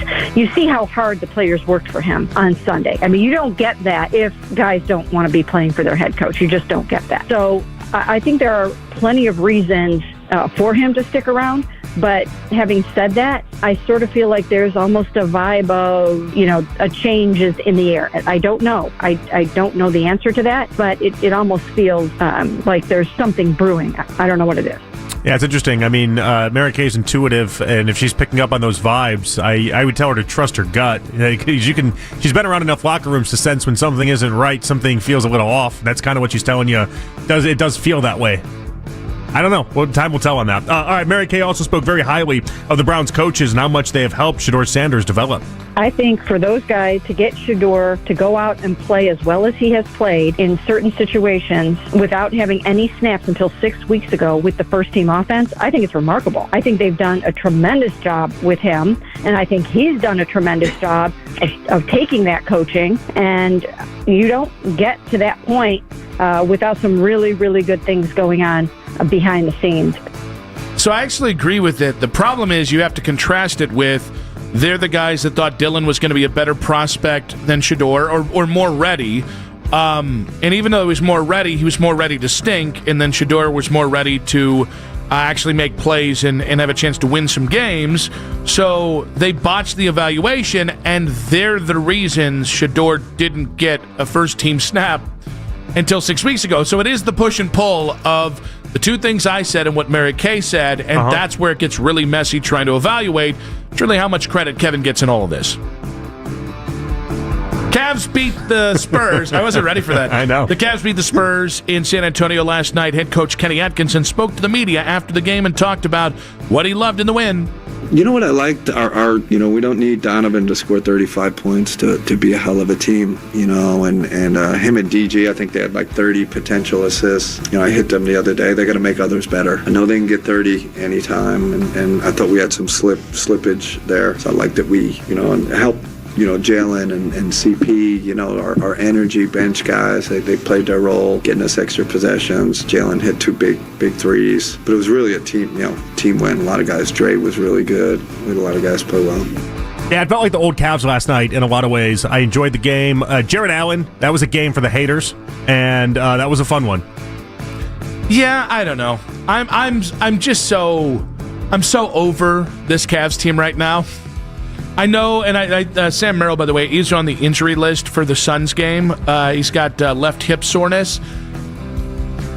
I've gone from I'm a good time Charlie. I only care. We're having fun. All that to being really frustrated. And then like last night they beat the Spurs, and I was like, okay. Like that, I just am completely apathetic. Like, wake me up when you want to be interesting on a consistent level. But what was weird is it was not a great Darius game. It was not a great Donovan game. Like it wasn't a great Mobley game. Like, but it was the type of game that in recent weeks we've seen them down the stretch. But then, like 8 minutes left in the fourth, I kept thinking they were just going to blow this, and they didn't. And that was nice because usually, as of late, they would just blow it. Yeah, it felt like the Spurs were sleepwalking a little bit last night. They missed so many wide open threes. Yeah. And especially in that fourth quarter. Wemby was just kind of tall and French. Well, Wemby had it was a really nice game when you look at the box score at the end of it. But then, it took until late in the fourth before I looked up, and I was like, this doesn't seem like a very good game from Wemby. And then you look up, he's got 26 and 13 or something insane. And I'm like, there's often times where he was just nowhere. With 11 minutes to go, he was 20 points, 11 rebounds. He did have, I can't remember if it was a sister block, but he had a couple in that category. But I was like, all things told, there are games where Wemby just takes over and he is just, holy crap, otherworldly. This is not one of those, but hey, they got to win.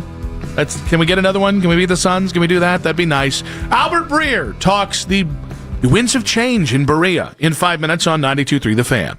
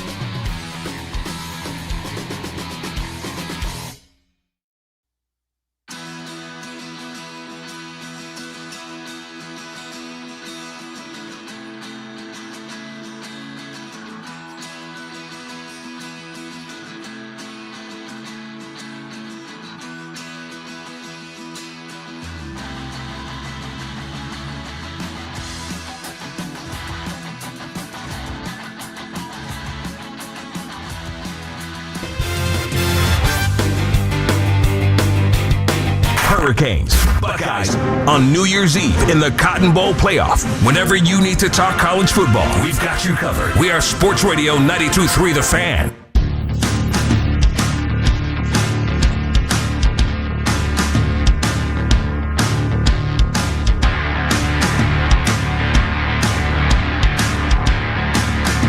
Lance Reisland coming up in 40 minutes. Nick Wilson, Jonathan Peterlin back on Afternoon Drive. Are the winds of change blowing in Berea? To talk about that, to talk the MVP thing, I actually think Albert would be great on as well after last night in the MVP odds shift that happened. To talk about it all, he joins us every single Tuesday here at 520, the great Albert Breer. Happy holidays, Albert. Welcome back. Thank you so much for joining us. You got it, guys. What's up? Oh, man. Same old, same old. We've had two different reports this week. One from Josina that says the Browns have talked to Chris Greer and Tom Telesco. And then another from Jeremy Fowler on Kevin Clark's podcast saying that the Browns have done preliminary search on the coaching market. When you hear those two reports, Albert, what does it make you think about where the Browns are with 1 week to go with Kevin Stefanski and Andrew Berry? I mean, I think I would just say this. I think it's going to be tough for them to go total status quo based on the year that they've had and where they are.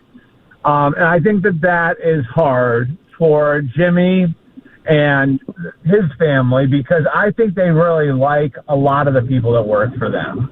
I think they really like Andrew Berry as general manager. They really like Kevin Stefanski. They really like their coordinators, Reese and Schwartz. So there's a lot of people I feel like they really like in that building. And people I've talked to say Jimmy still doesn't know what he's going to do yet. Now, it's possible he does, and those people just aren't informed, and he has it in his head what's going to happen next. But, I mean, I think, we've sort of run the gamut here of, do they bring Andrew back and then let go of Kevin? Do they restructure and Andrew is in some sort of elevated role and now, Kevin's either there or he's not there. So I don't know that anything's been completely ruled out. The team has been competitive the last couple of weeks. They went toe-to-toe with Buffalo. Buffalo's a really good team. They were able to knock off the Steelers. Could how they play on Sunday, have an effect on things. I don't think anything's completely off the table yet. My expectation is that Jimmy would probably have talks with Kevin on what he wants to do and where they want to go.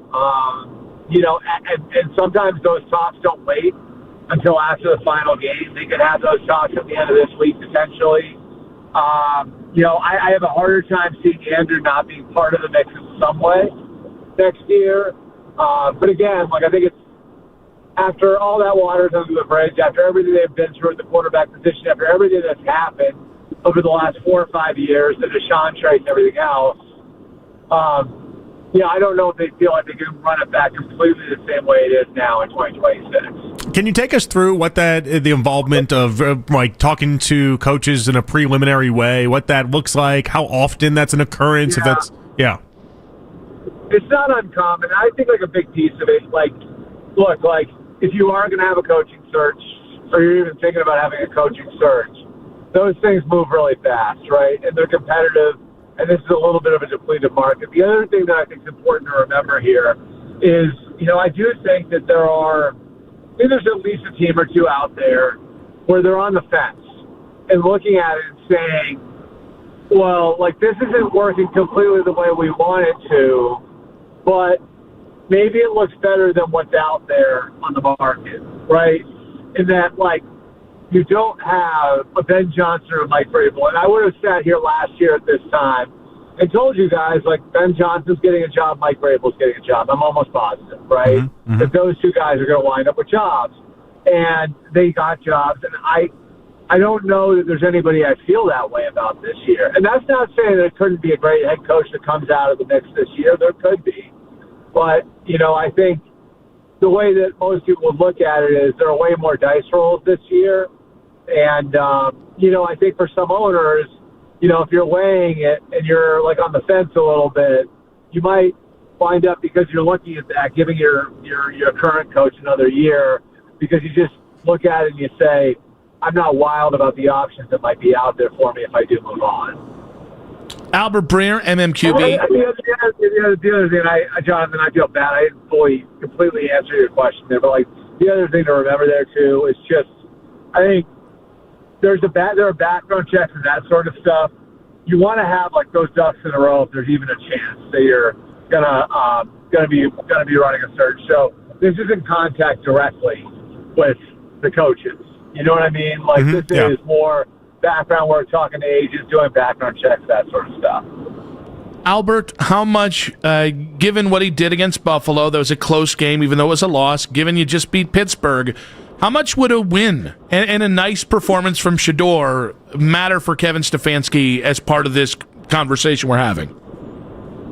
Well, I certainly think, if they're going to go forward together, right? And I say that because I do think, Jimmy likes and respects Kevin enough that there will be some, you always hear oh, it's a mutual parting, whatever. Whatever they decide to do, I think they are going to sit down and talk about the whole thing, you know?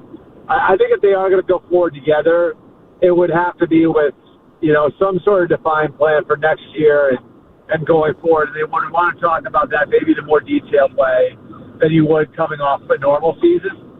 And so what does that look like with the 2 first-round picks? What does that look like at quarterback?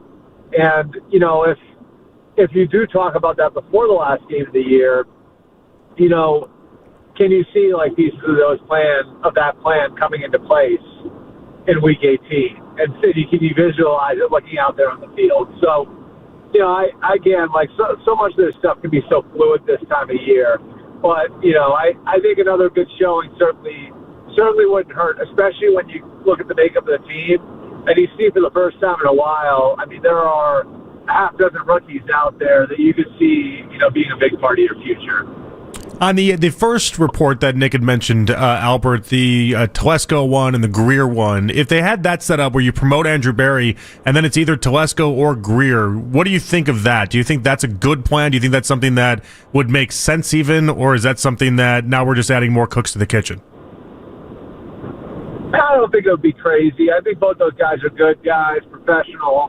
Both of them have a heavy scouting background, Chris Greer came up through several different regimes in Miami and was a road scout. Tom Telesco is more of an in-office scout, but worked for Bill Polian. And I think built some pretty good rosters if you look at it in San Diego and then Los Angeles after they moved. So I think they both have experience, of course, looking at and drafting quarterbacks.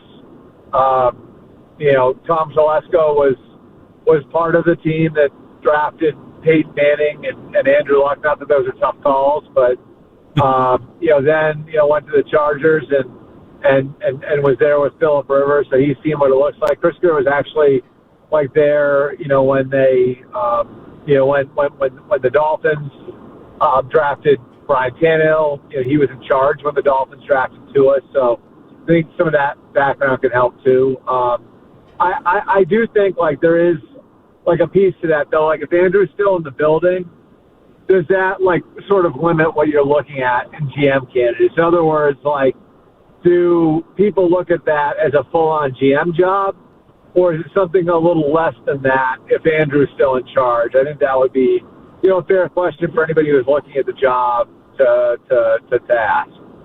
Albert, the Steelers losing on Sunday to the Browns set up this win or go home against the Ravens on Sunday. And if the Steelers lose, obviously that means they will have blown basically a 2-game lead in the AFC North. Do you think that'll have any impact on Mike Tomlin's conversations with the Steelers about his future in Pittsburgh?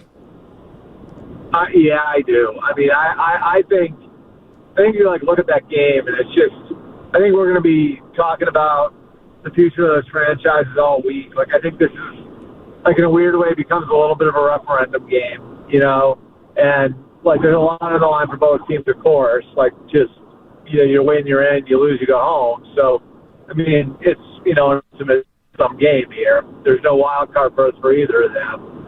But I think the other piece of it is, does that coach still have the juice in the big games? Is that coach still going to be able to get his team in position to play on a big stage? And so, I do think to some degree, like some of those conversations, a little bit of the awkwardness and everything else gets broken if now all of a sudden you're preparing for a playoff game next week. Whereas if you're not, like some of the stuff that you're going through next week, maybe you're asking some of those bigger picture questions, with some of the age on both rosters, particularly Pittsburgh. I think you're probably asking big picture question on both sides, both on the side of the coach and the organization. What'd you make of the big convo after that game where Myles Garrett in the postgame said they were paying way too much attention to him, and Aaron Rodgers was basically just trying not to be on the other end of the sack record, and it's something that Josh Allen had voiced the week prior as well. But in that game in particular, and that's a must-win game, Albert, did you feel like they were more concerned offensively, Pittsburgh was, about making sure that Myles didn't get the record as opposed to anything else? Well, my first thought is I love Myles Garrett for speaking his mind, and he's always been that way. So keep it up, Myles. I love getting the way guys really feel like that. As a guy, as somebody who likes storytelling is part of my job. I don't know, man. Like, there's so many things that go into an NFL game plan. I think the interesting thing about the one with Aaron, right? Because I don't think that was necessarily the case with Josh Allen. They're trying to win the game. The Bills have a lot on the line. The Steelers do too. I do think, both things can kind of be true. Where you've got this older quarterback who doesn't move the way he used to, and you've got this terrifying pass rusher on the other side. It's like, of course, our first priority is to keep his hands off our quarterback. Well, at the same time, if you're doing that, you're preventing him from getting the record. You know what I mean? So it's like, yes, it was a priority not to let Myles Garrett break our 42-year-old quarterback in half. Does that mean your, priority is to stop him from getting the record? Yeah, maybe, but, it's really more about protecting the quarterback from, an elite all-time pass rusher. I get what you're saying. I think it's like a 1.88 time to throw, which is fastest in the NFL by a wide margin. And if you watch the game, I'm sure you got to watch every game. I get it. But there was so many plays, Albert, where it was just pretty obvious that in that moment, Aaron wanted to do anything but let anyone, not only Myles, but anyone get a sack on him. Yeah, I kept an eye on that too. I did keep an eye on that game. That was one of the games I had. You guys got the big spring treatment this week, just so you know. Oh, nice. Yeah. But I would say, I think maybe you guys got in a window into the way he's been playing for a little while now, and that I do think there is a little bit of that, and that is the difference. When a quarterback gets old. And I do think the way you can see age in some of these guys, right? I think this has always been the case. It was the case of Favre at the end. You even saw a little bit of it with Brady, with Manning. You certainly saw it. Is the clock changes, right? And it becomes this equation of, so he drops back there, and there's, when you're in the prime of your career, you can run around, you can protect yourself, right? And as you get older, you become less capable of protecting yourself. And you know the consequences of getting hit. So if you know in the back of your head, I can't protect myself the same way I could 5 years ago, nearly the same way I could 10 years ago, well, then part of the equation for you is going to be, I got to get rid of the ball quicker. And if you take a couple of bad hits, right, because you couldn't protect yourself, and we've seen older quarterbacks take these hits, well, then isn't that going to speed you up a little bit more?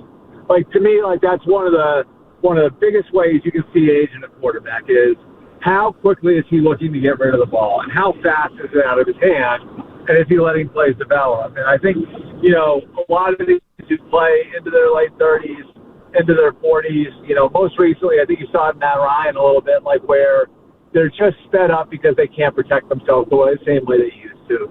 And I certainly think that's the case with Aaron. Albert, we don't get the chance to talk a lot of NFC East football with you, but Trevon Diggs was released or waived by the Cowboys today.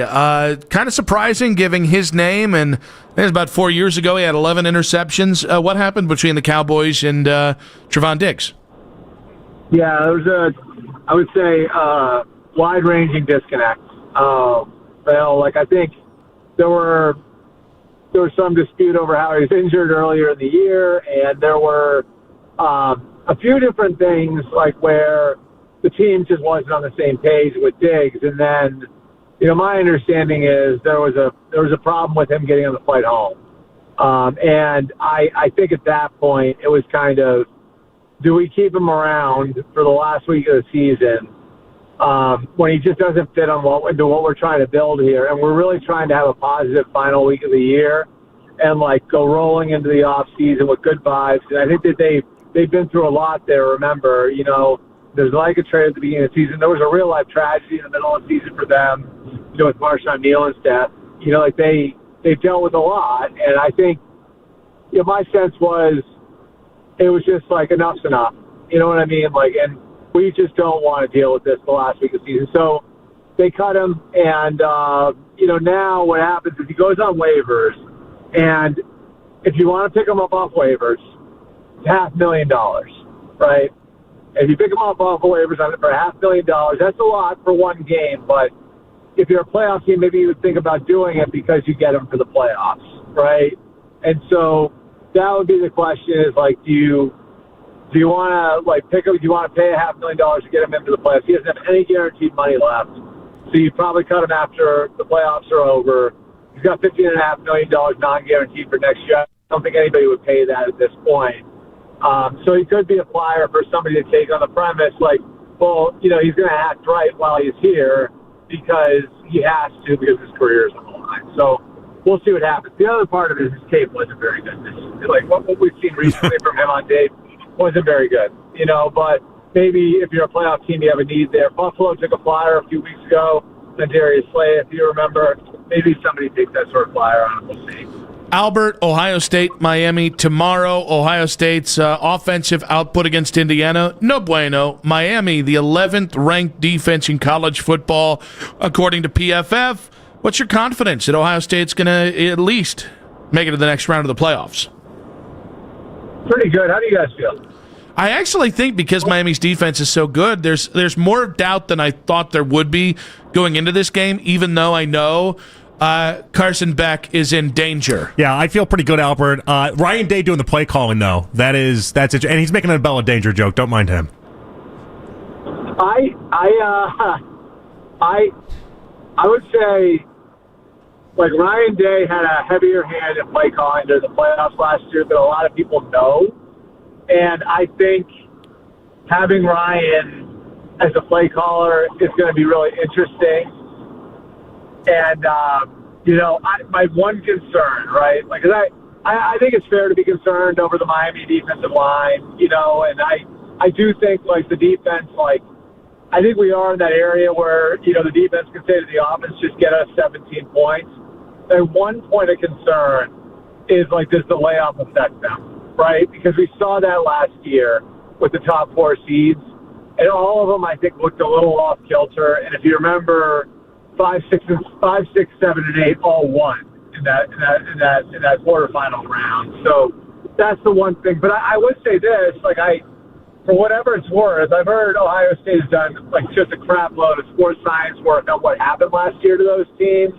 Has been part of the equation for them. So I think we'll win. I think if we play well, we win handily. But again, the layoff has me a little. Gives me a little bit of pause. Albert, great stuff, buddy. Happy New Year. Go Bucks. We'll talk to you next week. All right, go Bucks. Albert Breer there. I really wanted to do, because Carson Beck has been in a Bella Danger, but I didn't really want to. I thought it was too on the nose. Too on the nose. I wanted to see if Albert was hip. Yeah. And then he laughed after it. He knew. He did. He knew. Can't beat those allegations. We'll react to what Albert had to say in 5 minutes on 92.3 The Fan. 92.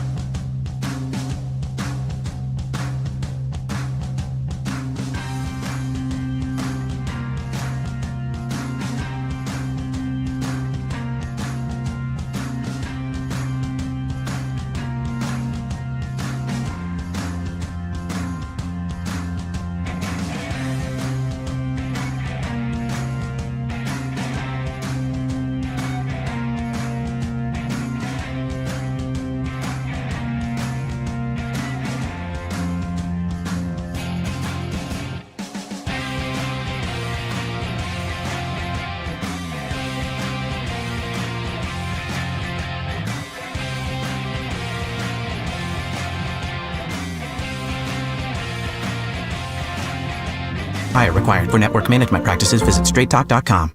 Could changes be coming for this Browns regime? Don't miss a minute, as breaking news could happen at any moment, and you'll hear it here first. Delay of game, offense. This is the radio home of the Cleveland Browns, 92.3 The Fan. Get the latest in Browns practice throughout the week right now on our YouTube channel. Daryl Ryder recapping each and every practice and game while featuring the best highlights from coaches and players during media availability as well as on the field action. Subscribe to the 92.3 The Fan channel on YouTube now to get all the latest from Daryl Ryder on the Browns all throughout the football season.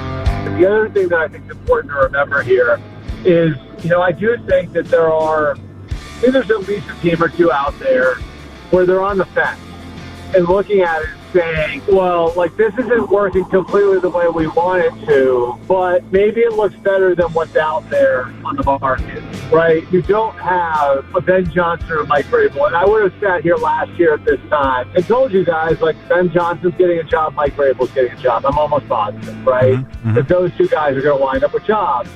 And they got jobs, and I don't know that there's anybody I feel that way about this year.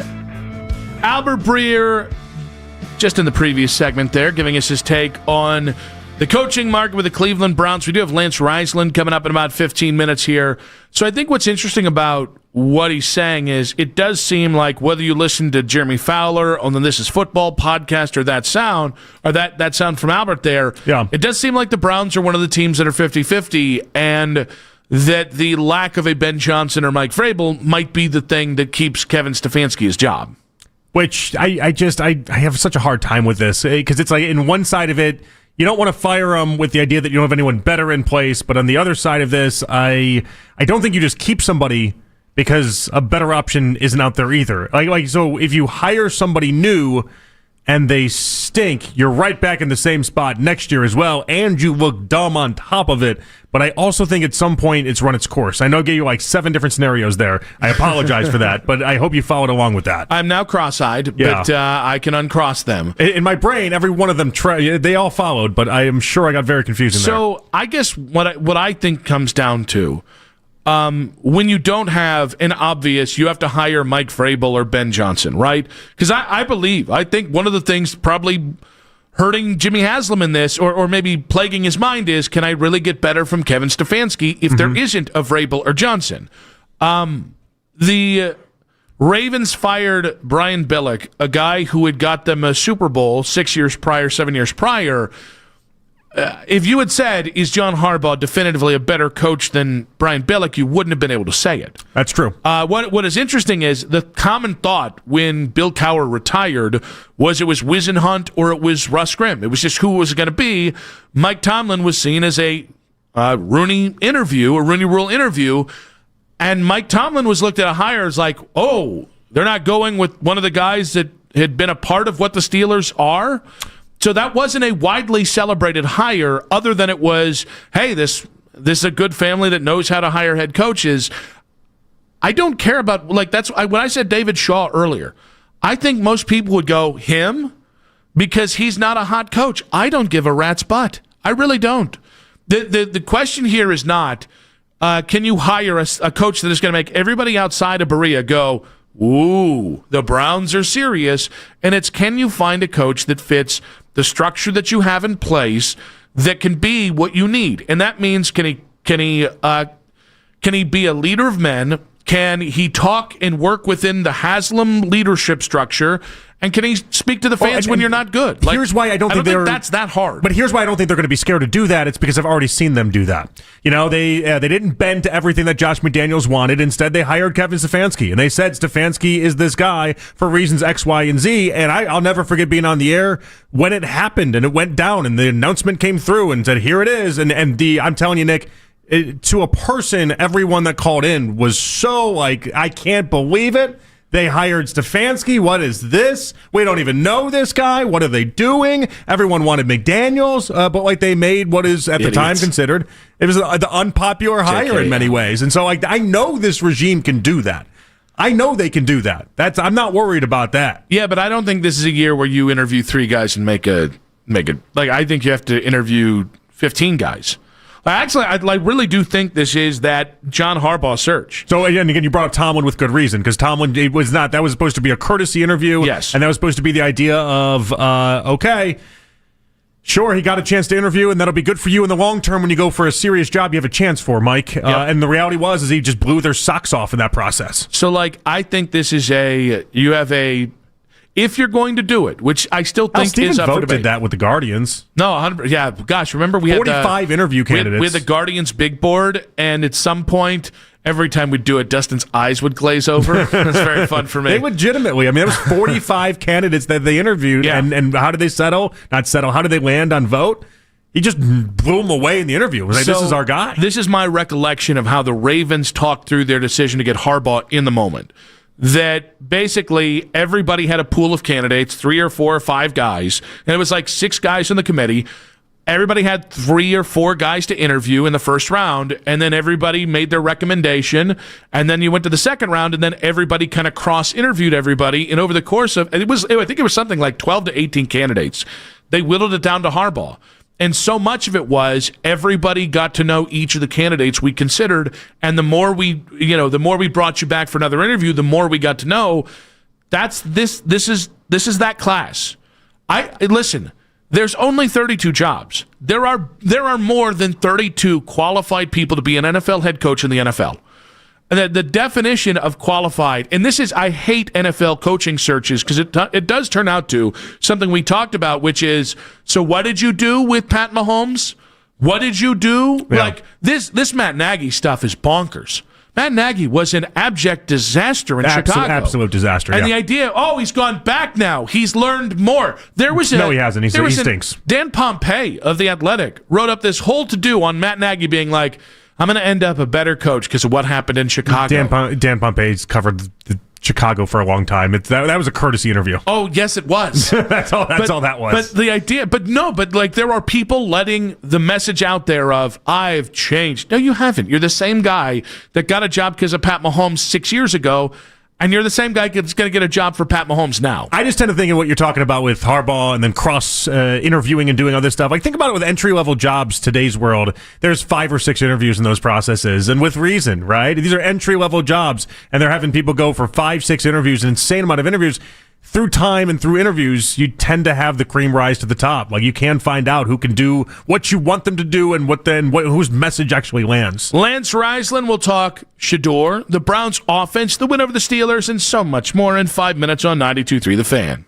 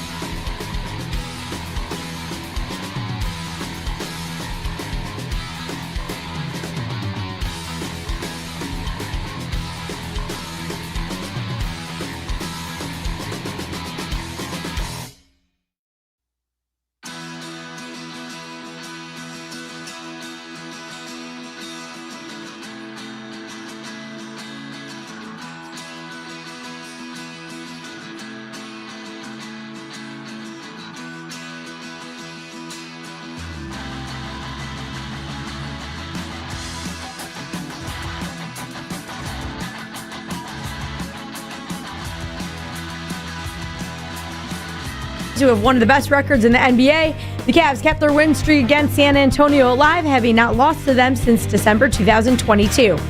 Coming up next on Afternoon Drive, Cleveland.com's Lance Riesland joins Nick and Jonathan. Headline sports news every 20 minutes on 92.3 The Fan. From the University Hospital Sports Desk, I'm Katie Pollack. The radio home of the NFL in Cleveland. This penalty's declined. We are Sports Radio 92.3 The Fan. It's the 6 o'clock hour. Someone step on a duck. On Afternoon Drive. 1 hour to go. Nick Wilson, Jonathan Peterlin. In case we missed it, coming up at 6:45 tonight, the Coaches Show. The final Coaches Show of 2025. And how old am I? I almost said 2018. In my head, when we were talking, I was going to say 2018. And then I was like, hey, idiot, it's 2025. We got that going for us. For how old you are? Is that what you're going to say? Not for just like where we are in time. Oh, yeah? Yeah. For some reason, my brain was saying, say 2018. It's 2025. By a lot. Oh, and then we have to say 2026 in a couple of days, and that's going to throw a lot of people off for like months. It always takes everyone until like April before you start to accept the new year, and at that point, the new year is already a third of the way done. Would it be better if we just didn't tabulate years? What do you mean? We just existed day to day? No, if we just stopped. I like that we get a new year. If it wasn't 2026. New year, new me. Am I right, guys? What if there was no year? Okay. But then how would you celebrate birthdays?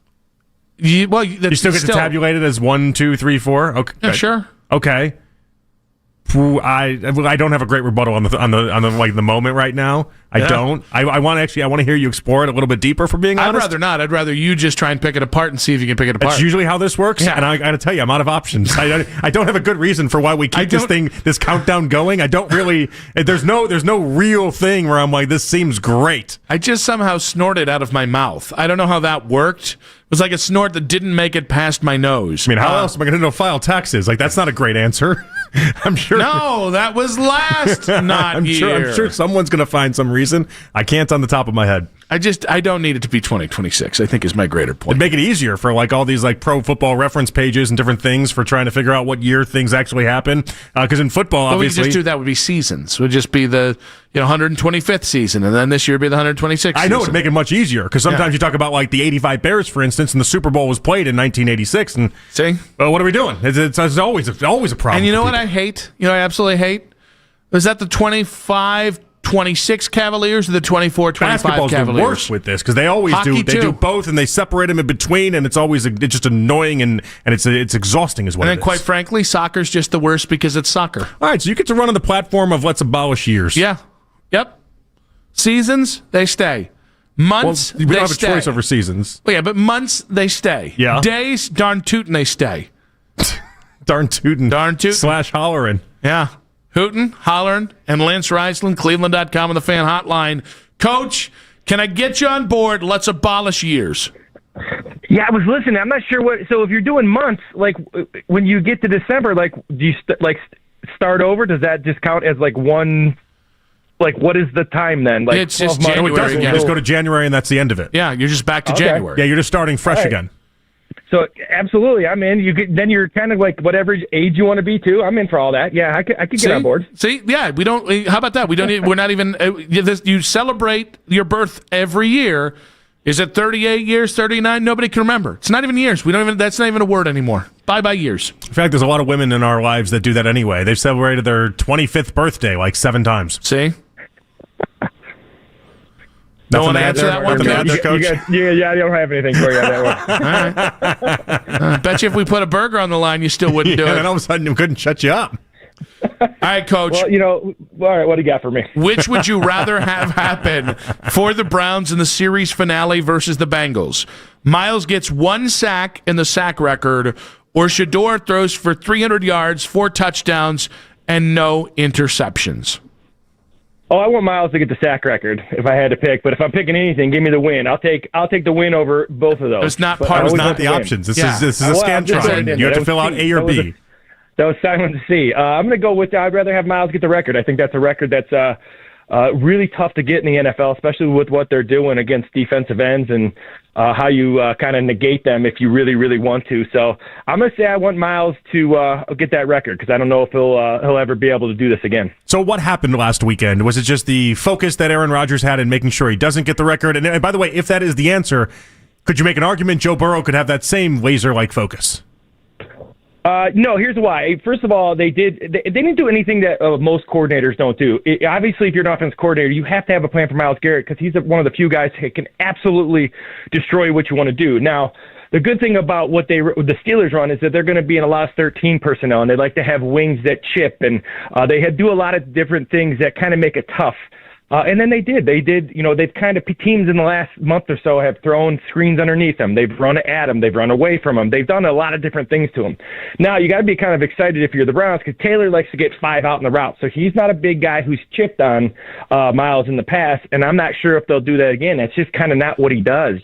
So this scheme, having more wide receivers on the field, more 5-step drops, basically think about it in terms of he holds the ball a lot longer than Aaron Rodgers does because of their depth of their routes. They want him to have it longer. So there's a much better opportunity this week than there was last week for Myles Garrett. All right, Coach. How did Shedeur Sanders grade out on Sunday against Pittsburgh?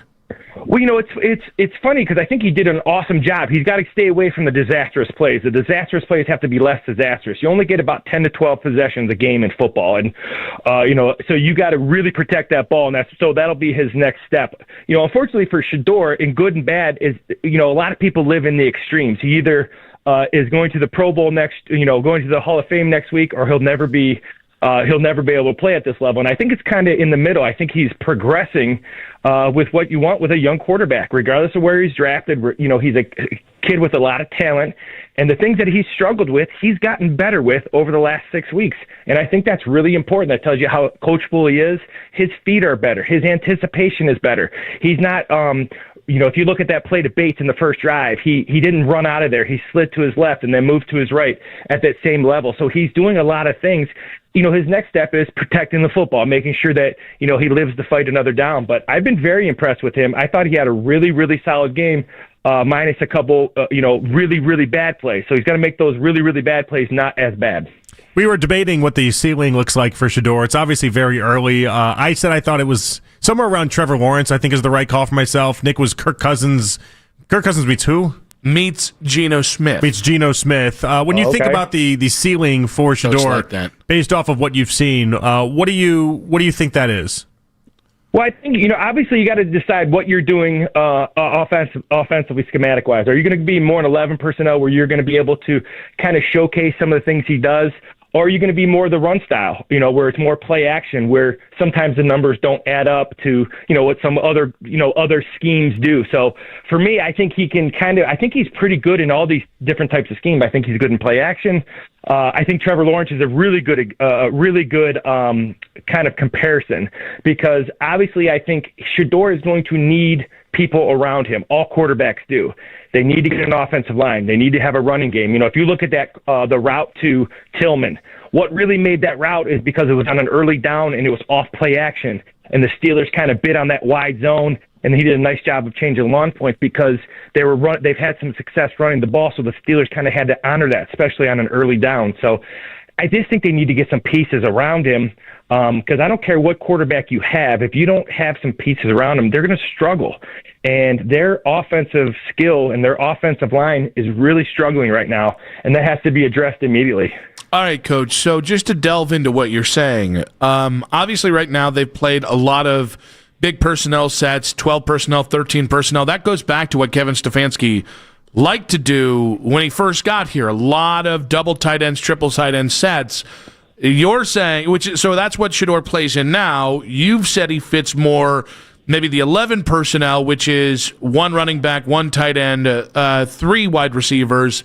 Can I get a why? Why does he fit that better than maybe what he's in right now? Well, once again, I don't think it's better, Nick. I think it's something that I think he's adaptable to both kind of offenses. But then that's a total philosophy change. That changes your offense in terms of your offensive line because those are the guys that really only matter. So if you're in more 11 personnel, ball's got to come out quick. There's also going to be you're going to get wide threes, wide fives because you know you're a passing team. That's kind of what happens with Burrow, and that's why he gets so much pressure in the pocket. The best thing you can do for a young quarterback, and you're not unsure if you want a guy you can win with and not because of, you stay in these big personnel groups, which a lot of teams do. Kirk Cousins is a great example because then you marry the run with the pass. Now, I think he's a guy that can get the ball out quick.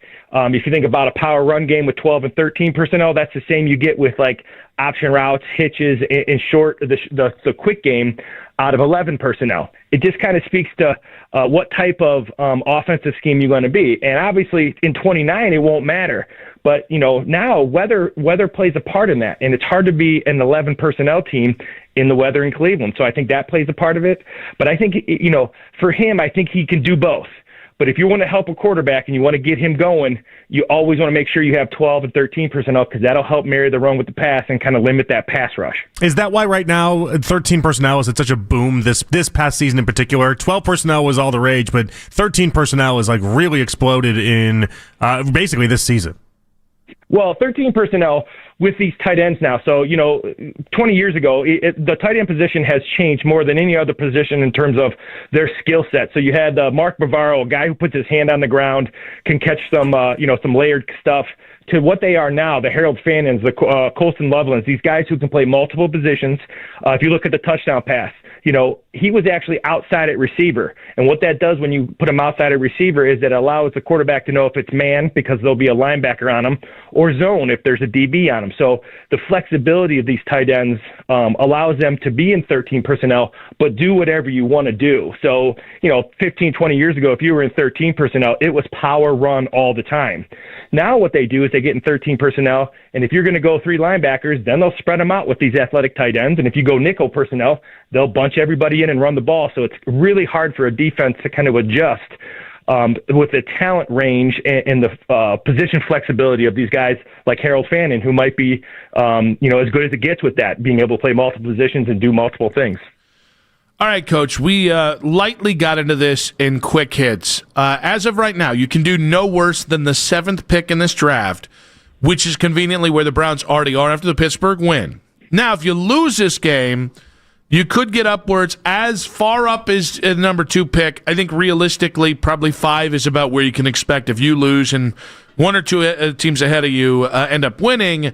Is the Cincinnati win worth 2 draft spots to you? Absolutely. Every single time. I will take a win every single time. If you want to talk about culture, you guys have heard me say that before. That's what culture is. It's not what you say. It's, we're trying to win every game. We're trying to, if you're 4-12, then be 5-12. And that sounds kind of simple, but that's really where it starts because then your preparation is the same. The things you do is the same. Everything you do, it's nothing special this week. It should be the same way you prepared. If you're 4-12, if you're 12-4, everything should be the same. So the win means a lot more. From my perspective. So then what do you say to the folks who say culture wins aren't real? What do you mean culture wins aren't real? Meaning like the difference between 3 and 4 wins or like 5 if I were to say, Coach, something to the effect of how that's nice, but who's going to remember that one in October of next year? Oh, okay, I got you. I apologize. I didn't really kind of understand the question. So here's the thing: when you set a culture, it's the most overused word in sports, and I say that all the time, especially in football. Culture is what you do every single day. It's the habits you create. And if you get into habits where losing is okay, then that's the culture you've created. That's the culture you've created with your practice habits. That's the culture you've created with when things get going tough. That's what you're kind of saying. So I look at it as very simply, all right, if you draft somebody and you go, yeah, we got to draft you because we lost, then that person shouldn't want to come to you, right? Because they know when things get tough that you're more than willing to just kind of move on. So the word is really not culture to me. The word is your habits. The winning habits every single day. They're consistent, right? You do the right thing at practice. You do the right thing in the weight room. You do the right thing when you're eating. You do the right thing off the field. Those things all matter. Everything you do is important. And that's kind of what culture is to me. It's that day in, day out stuff that allows you to be successful. And that's should all lead to winning. So regardless of where you pick, you're going to bring a guy in who fits your habits, who fits what you do. And there's lots of those guys out there. And sometimes it's just like a coach. Sometimes it's not the one everybody knows. You got to go out and find that person that fits what you do and what you believe in. All right, it was a big week for a guy that I doubted when they made the trade, and I didn't think he'd be this, Coach. Hand up, I was wrong, but Tyson Campbell's been incredible. What do you see out of him? Well, here's the thing, is that I think it was a good trade for both teams. Why? Because Newsom's pretty good in zone, but he's not good in man. Now, I agree with you, JP. The one thing that I'm shocked with is his physicality. I always knew he could run. I always knew he could cover. I also always knew that he was really good in man coverage. That's what he's been best at. That's where his skill set really allows him to shine. But he doesn't mind putting his nose in there, and that's really important when you get Emerson back. And now you maybe have some options, at that slot corner with those two guys. And so his ability to cover in man, to tackle. He's a big body guy, so he can cover big receivers. But he's sudden and twitchy, so he can cover guys in the slot too. Ultra impressed with him. Everything he's doing coverage-wise, I thought that's who he was. But I did not think he's as physical as he's been since he's been with Cleveland.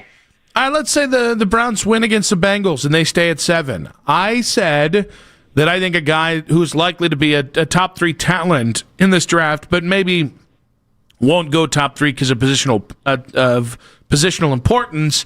I think Caleb Downs could be there for you, Ohio State safety at 7. Oh, wait, hold on. So you don't even know this. You're not aware of this. Coach and I had a similar conversation like 3 weeks ago. Uh-huh. And actually, the same thing I said to you was the same thing I said to him at the time. Oh, wait, so you agree you would seriously consider Caleb Downs the number 7 pick? I told Coach, same thing I told you, same thing I told everyone listening right now. You called him fat? I did not call him fat. No, we're an offense-only first-round, Coach. We are not doing defense, and I'm not going to let this rhetoric stand. Coach, I'm going to let you get the stand. defensive thoughts out of your mind. Go ahead them and give away us your from your take. brain. We are Caleb offensive Downs linemen. At 7. Can I get you on board? We are talking wide receiver. We are not a defensive draft. You can, regardless of the what I'm hearing right now, if Caleb Downs is available at 7, you're going to have to talk me off because I tell you what, on film, there's the guys who are just generational talents. And, you think about this. Think about him at the free. Think about Emerson coming back. Obviously now you can actually make that, the offense. Now you really got to play the defense. But I don't know. I just think there's a time and a place where there's value and obviously there's positional need. But there's so much positional need on this offense. If Caleb Downs is there, I would take him. And then I would try to get, they have a lot of picks. I would try to take. Coach, I need an offense. I don't need the 85 Bears. You got other I need draft an offense. picks. You got a free agency. I need an offense. I don't need the best defense of all time. I need an offense. Hey, Coach, remember how the Baltimore Ravens regret taking Kyle Hamilton because they could have had Jahan Dotson? Aren't they upset about that? They have Lamar Jackson. What are you talking about? Well, my point is... They have an offense. My point is the best offenses in the game. Ravens are the Ravens because they just take the best player available. They get to take the luxury of having that because they have one of the best quarterbacks in the game. There's a luxury there that we don't have. Remember, in 2022... He won an MVP at that point. In 2022, they didn't know if they wanted to pay him. He won an MVP in year 2. And what about year 3 and year 4? Don't rewrite Lamar Jackson for me. Don't. No, I'm not rewriting it. I'm adding proper context. You're talking about 2019 Lamar. They didn't want to pay him. I'm talking about 2022. Because his mom was his agent, and he was trying to demand the world, which he rightfully should. They let anyone in the NFL make an offer for Lamar Jackson because they weren't sold on him. They caved on like they should because they have one of the best offenses in the sport. Did they non-exclusive franchise tag him or not? Defensive players. Did they non-exclusive franchise tag him or not? Because they have Lamar Jackson. We don't have Lamar Jackson. We don't have an offense. We have an offense that a month ago Albert Breer said is one of the worst offenses he's seen over the course of the past 3 years. That was a month ago. Do you believe in Shador or do you not? He's back to throwing things, Coach. I like throwing things now, Coach. I was just listening. I was trying to absorb what I was hearing there. It was a very nice banter. Coach, get the defense stuff out of your mind, okay? We Keep can't it be in your mind, Coach. We can't Keep be an having this open mind. rhetoric This is going on why here. you're a great no, coach. Close that mind. Close that mind. Open it up. We're an offensive show. Take some ayahuasca. We need to keep this Smoke thing going. some herb, friend. Offensive linemen. I listened to you talk about stupid offensive linemen till the cows come home, okay? Guys really I've never heard of, never want to hear from again. All of them. All of them. As long as we take one of them. You have. I have to give you that. I've kind of beaten you down with the offensive lineman week in and week out. So I got to take some Ibogaine, take some ayahuasca, take some shrooms, listen to some Grateful Dead. Open your mind, Coach. Yes, absolutely. You know what? Here's the thing. I just don't. They're so bad on offense right now, and they're just struggling. It's hard not to say we need this guy, but you're not flip-flopping, are you? No. Okay. Listen, Caleb Downs is number 1 on my board. So Bang biscuit. So if the guy's number one on your board, you got to kind of stick with, No, you don't. You can take the offensive piece. You can get better on the side of the ball that matters the most. JP, have your own board. Have your own damn board. I do. It's just offensive tackles and wide receivers. Oh, I like the fact that I'm growing on you though, because you got tackles in there. You would have never had offensive linemen on there. No, you know how I know you're growing on me is I watched Raheem Rocket Sanders this week and thought football player. Yeah. I love him. That's a football guy. I'm in love with Rocket Sanders, and that's not a good development. He's for me, in love with the Rocket. Coach, be good. That's not good. Yeah, you guys have a good one. Happy New Year to you guys. You too, buddy. Coach. All right. To the entire Reisland family, we love Coach here. It's a man that speaks football and speaks truth. You're a peddler of lies. Oh, I tell him all the time. I think he's insane sometimes. You're the lie broker. This is one of those That's times. That's what you are. This is one of those times. You're not the truth broker. I think going defense in this draft is you're signing up to go to a clinic. The methadone type. We'll react to Coach in 5 minutes on 92.3 The Fan.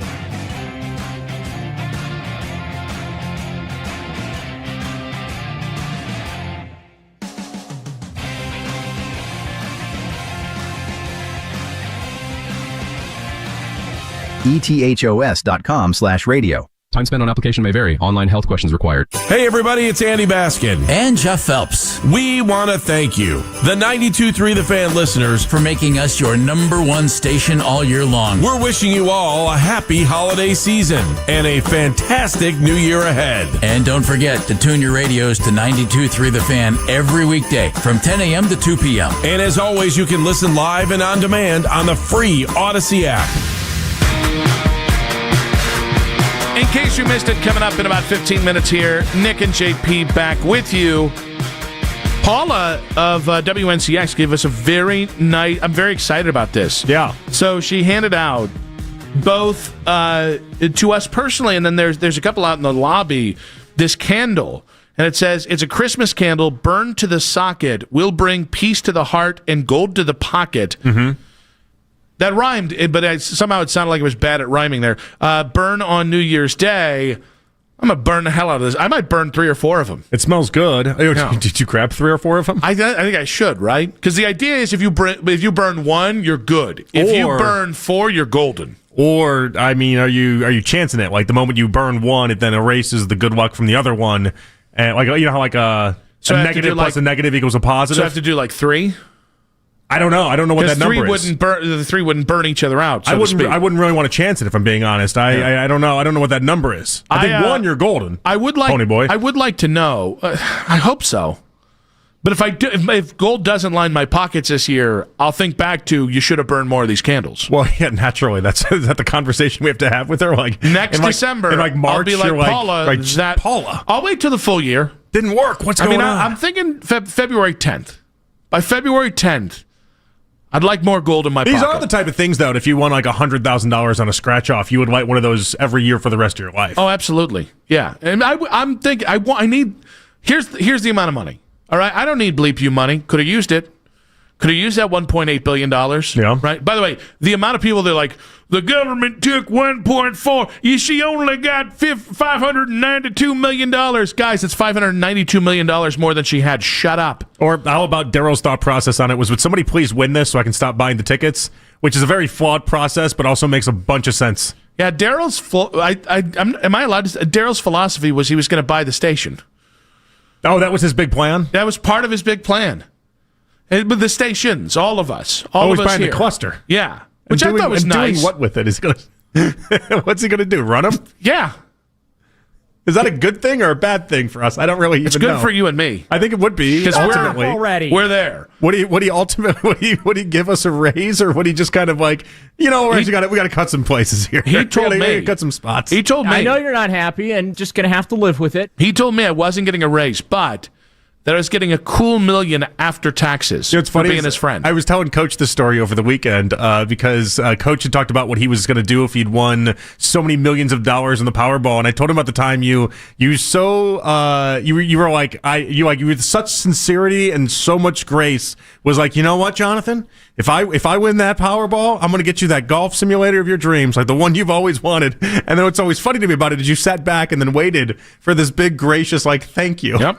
Like this big, like, oh my God, that's so nice of you. And then I watched you say something to Mac, and Mac gave you the big, like, thank you. Because Mac is grateful. And I was just like, no, like, you don't get any credit until you actually win the lottery, and then present that to me. You don't get that. That's not how this works. No, it's the test. It was, I'm going to say that I'm going to do what this. You're going to do off of $1 billion. But I'm not ready to win yet. And then you go, oh, that's so nice of you. Thank you so much. Yeah. And then I remember that. Yeah, okay. But I also remember if you're not grateful. And you are not grateful. No, I wasn't grateful. So you're not getting, I'm going to have 3 very large Bratislavan men. Okay.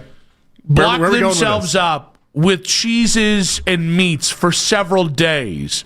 And then on the 4th day, I'm going to have them take X-Lax. And their combined output will be put into a bag, which will then be dropped on your front porch. You know what? Whatever. And lit ablaze. I'm dealing with potty training right now. Nothing really can stop me in that department. I said 3 large Bratislavan men. Have you met an almost toddler? You're not ready.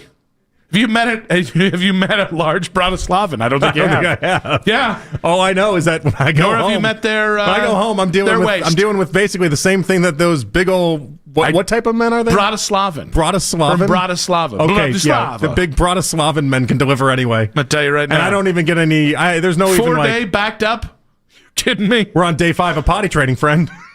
I think I win. This child's backed up every day, if that's the discussion. See, now this is going to be a real gift. My child laughs because she doesn't put it in the toilet and is like, ha, funny. That's funny, I missed. It's like, that's not funny. That's kind of funny to me. It's not funny at this Mac, point. do you think it's funny? It seems pretty funny. I think it'd be funnier if you bought him the dollhouses again that he has to then build along with it. I don't hate him. By the way, was not nearly the problem that I thought it was going to be.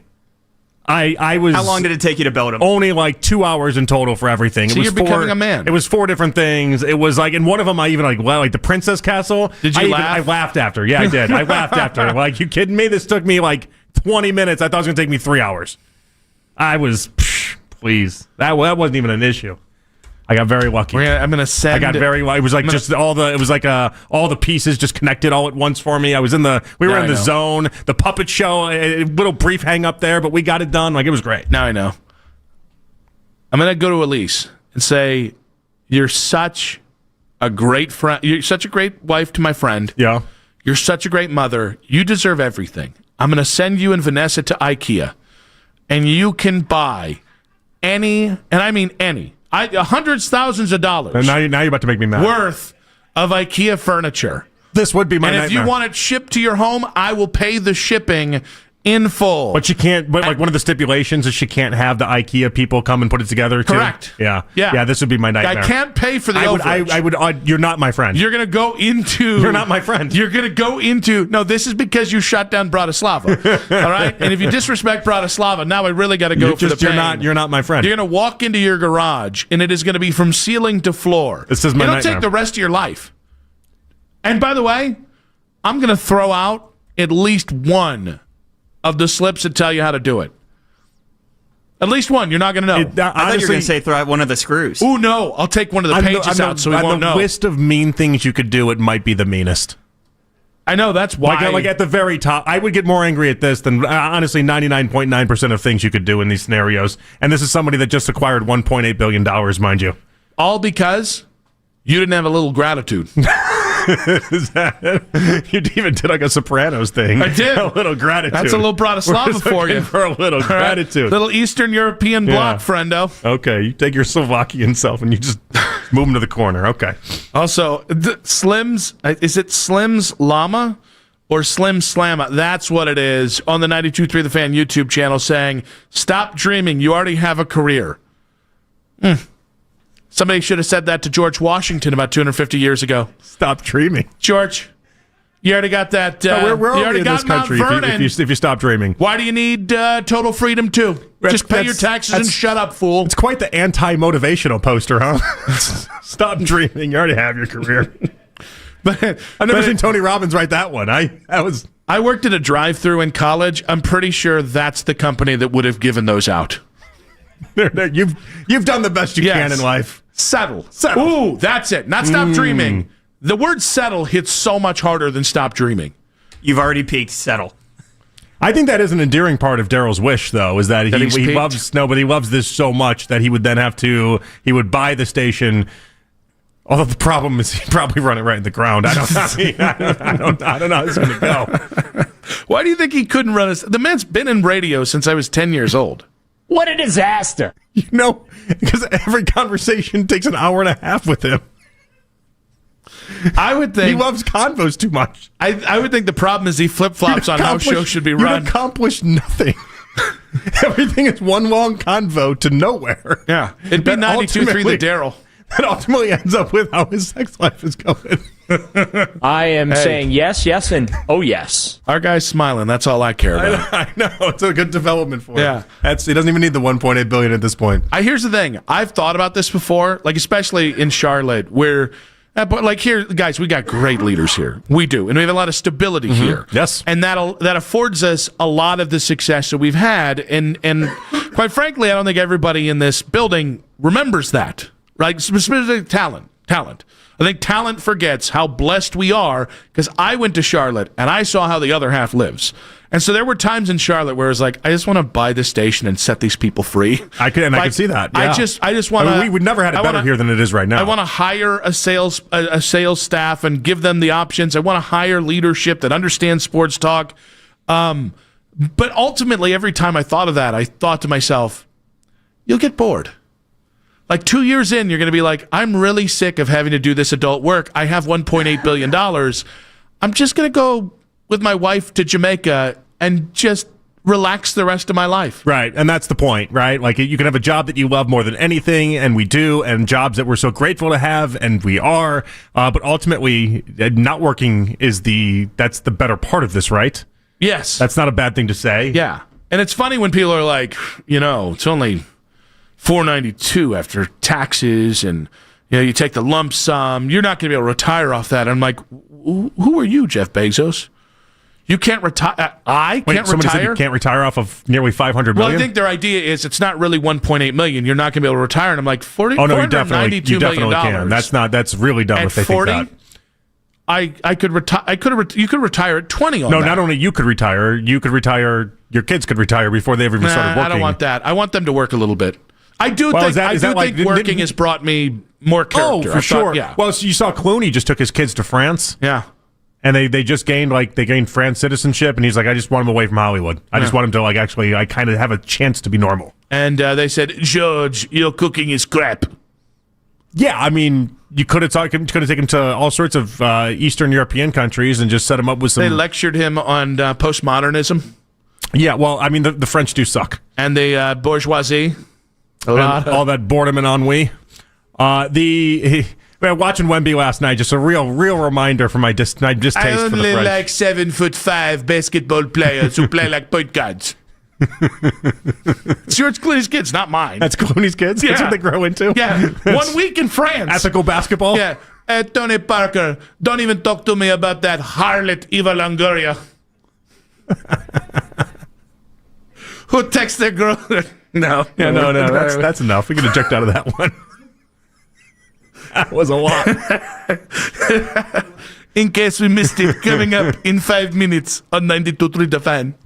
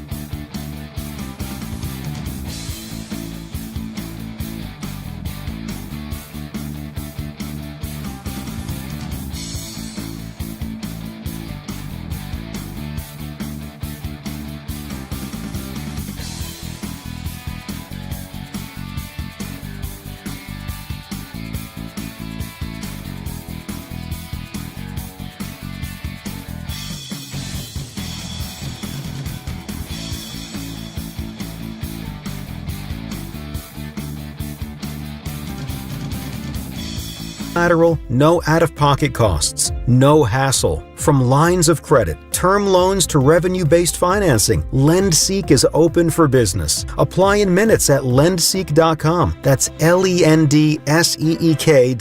Want to talk Browns while you're at work? Baskin and Phelps, weekdays starting at 10 on 92.3 The Fan.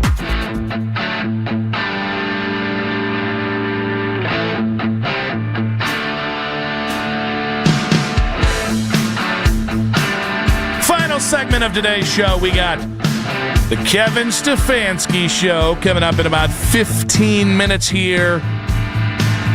For some reason, my brain is like earlier. My brain was telling me it was 2018 instead of 2025. Now my brain's like, "Happy New Year, everybody!" You know, those topics did start to seep into sports talk today. Yeah, I mean, don't love it.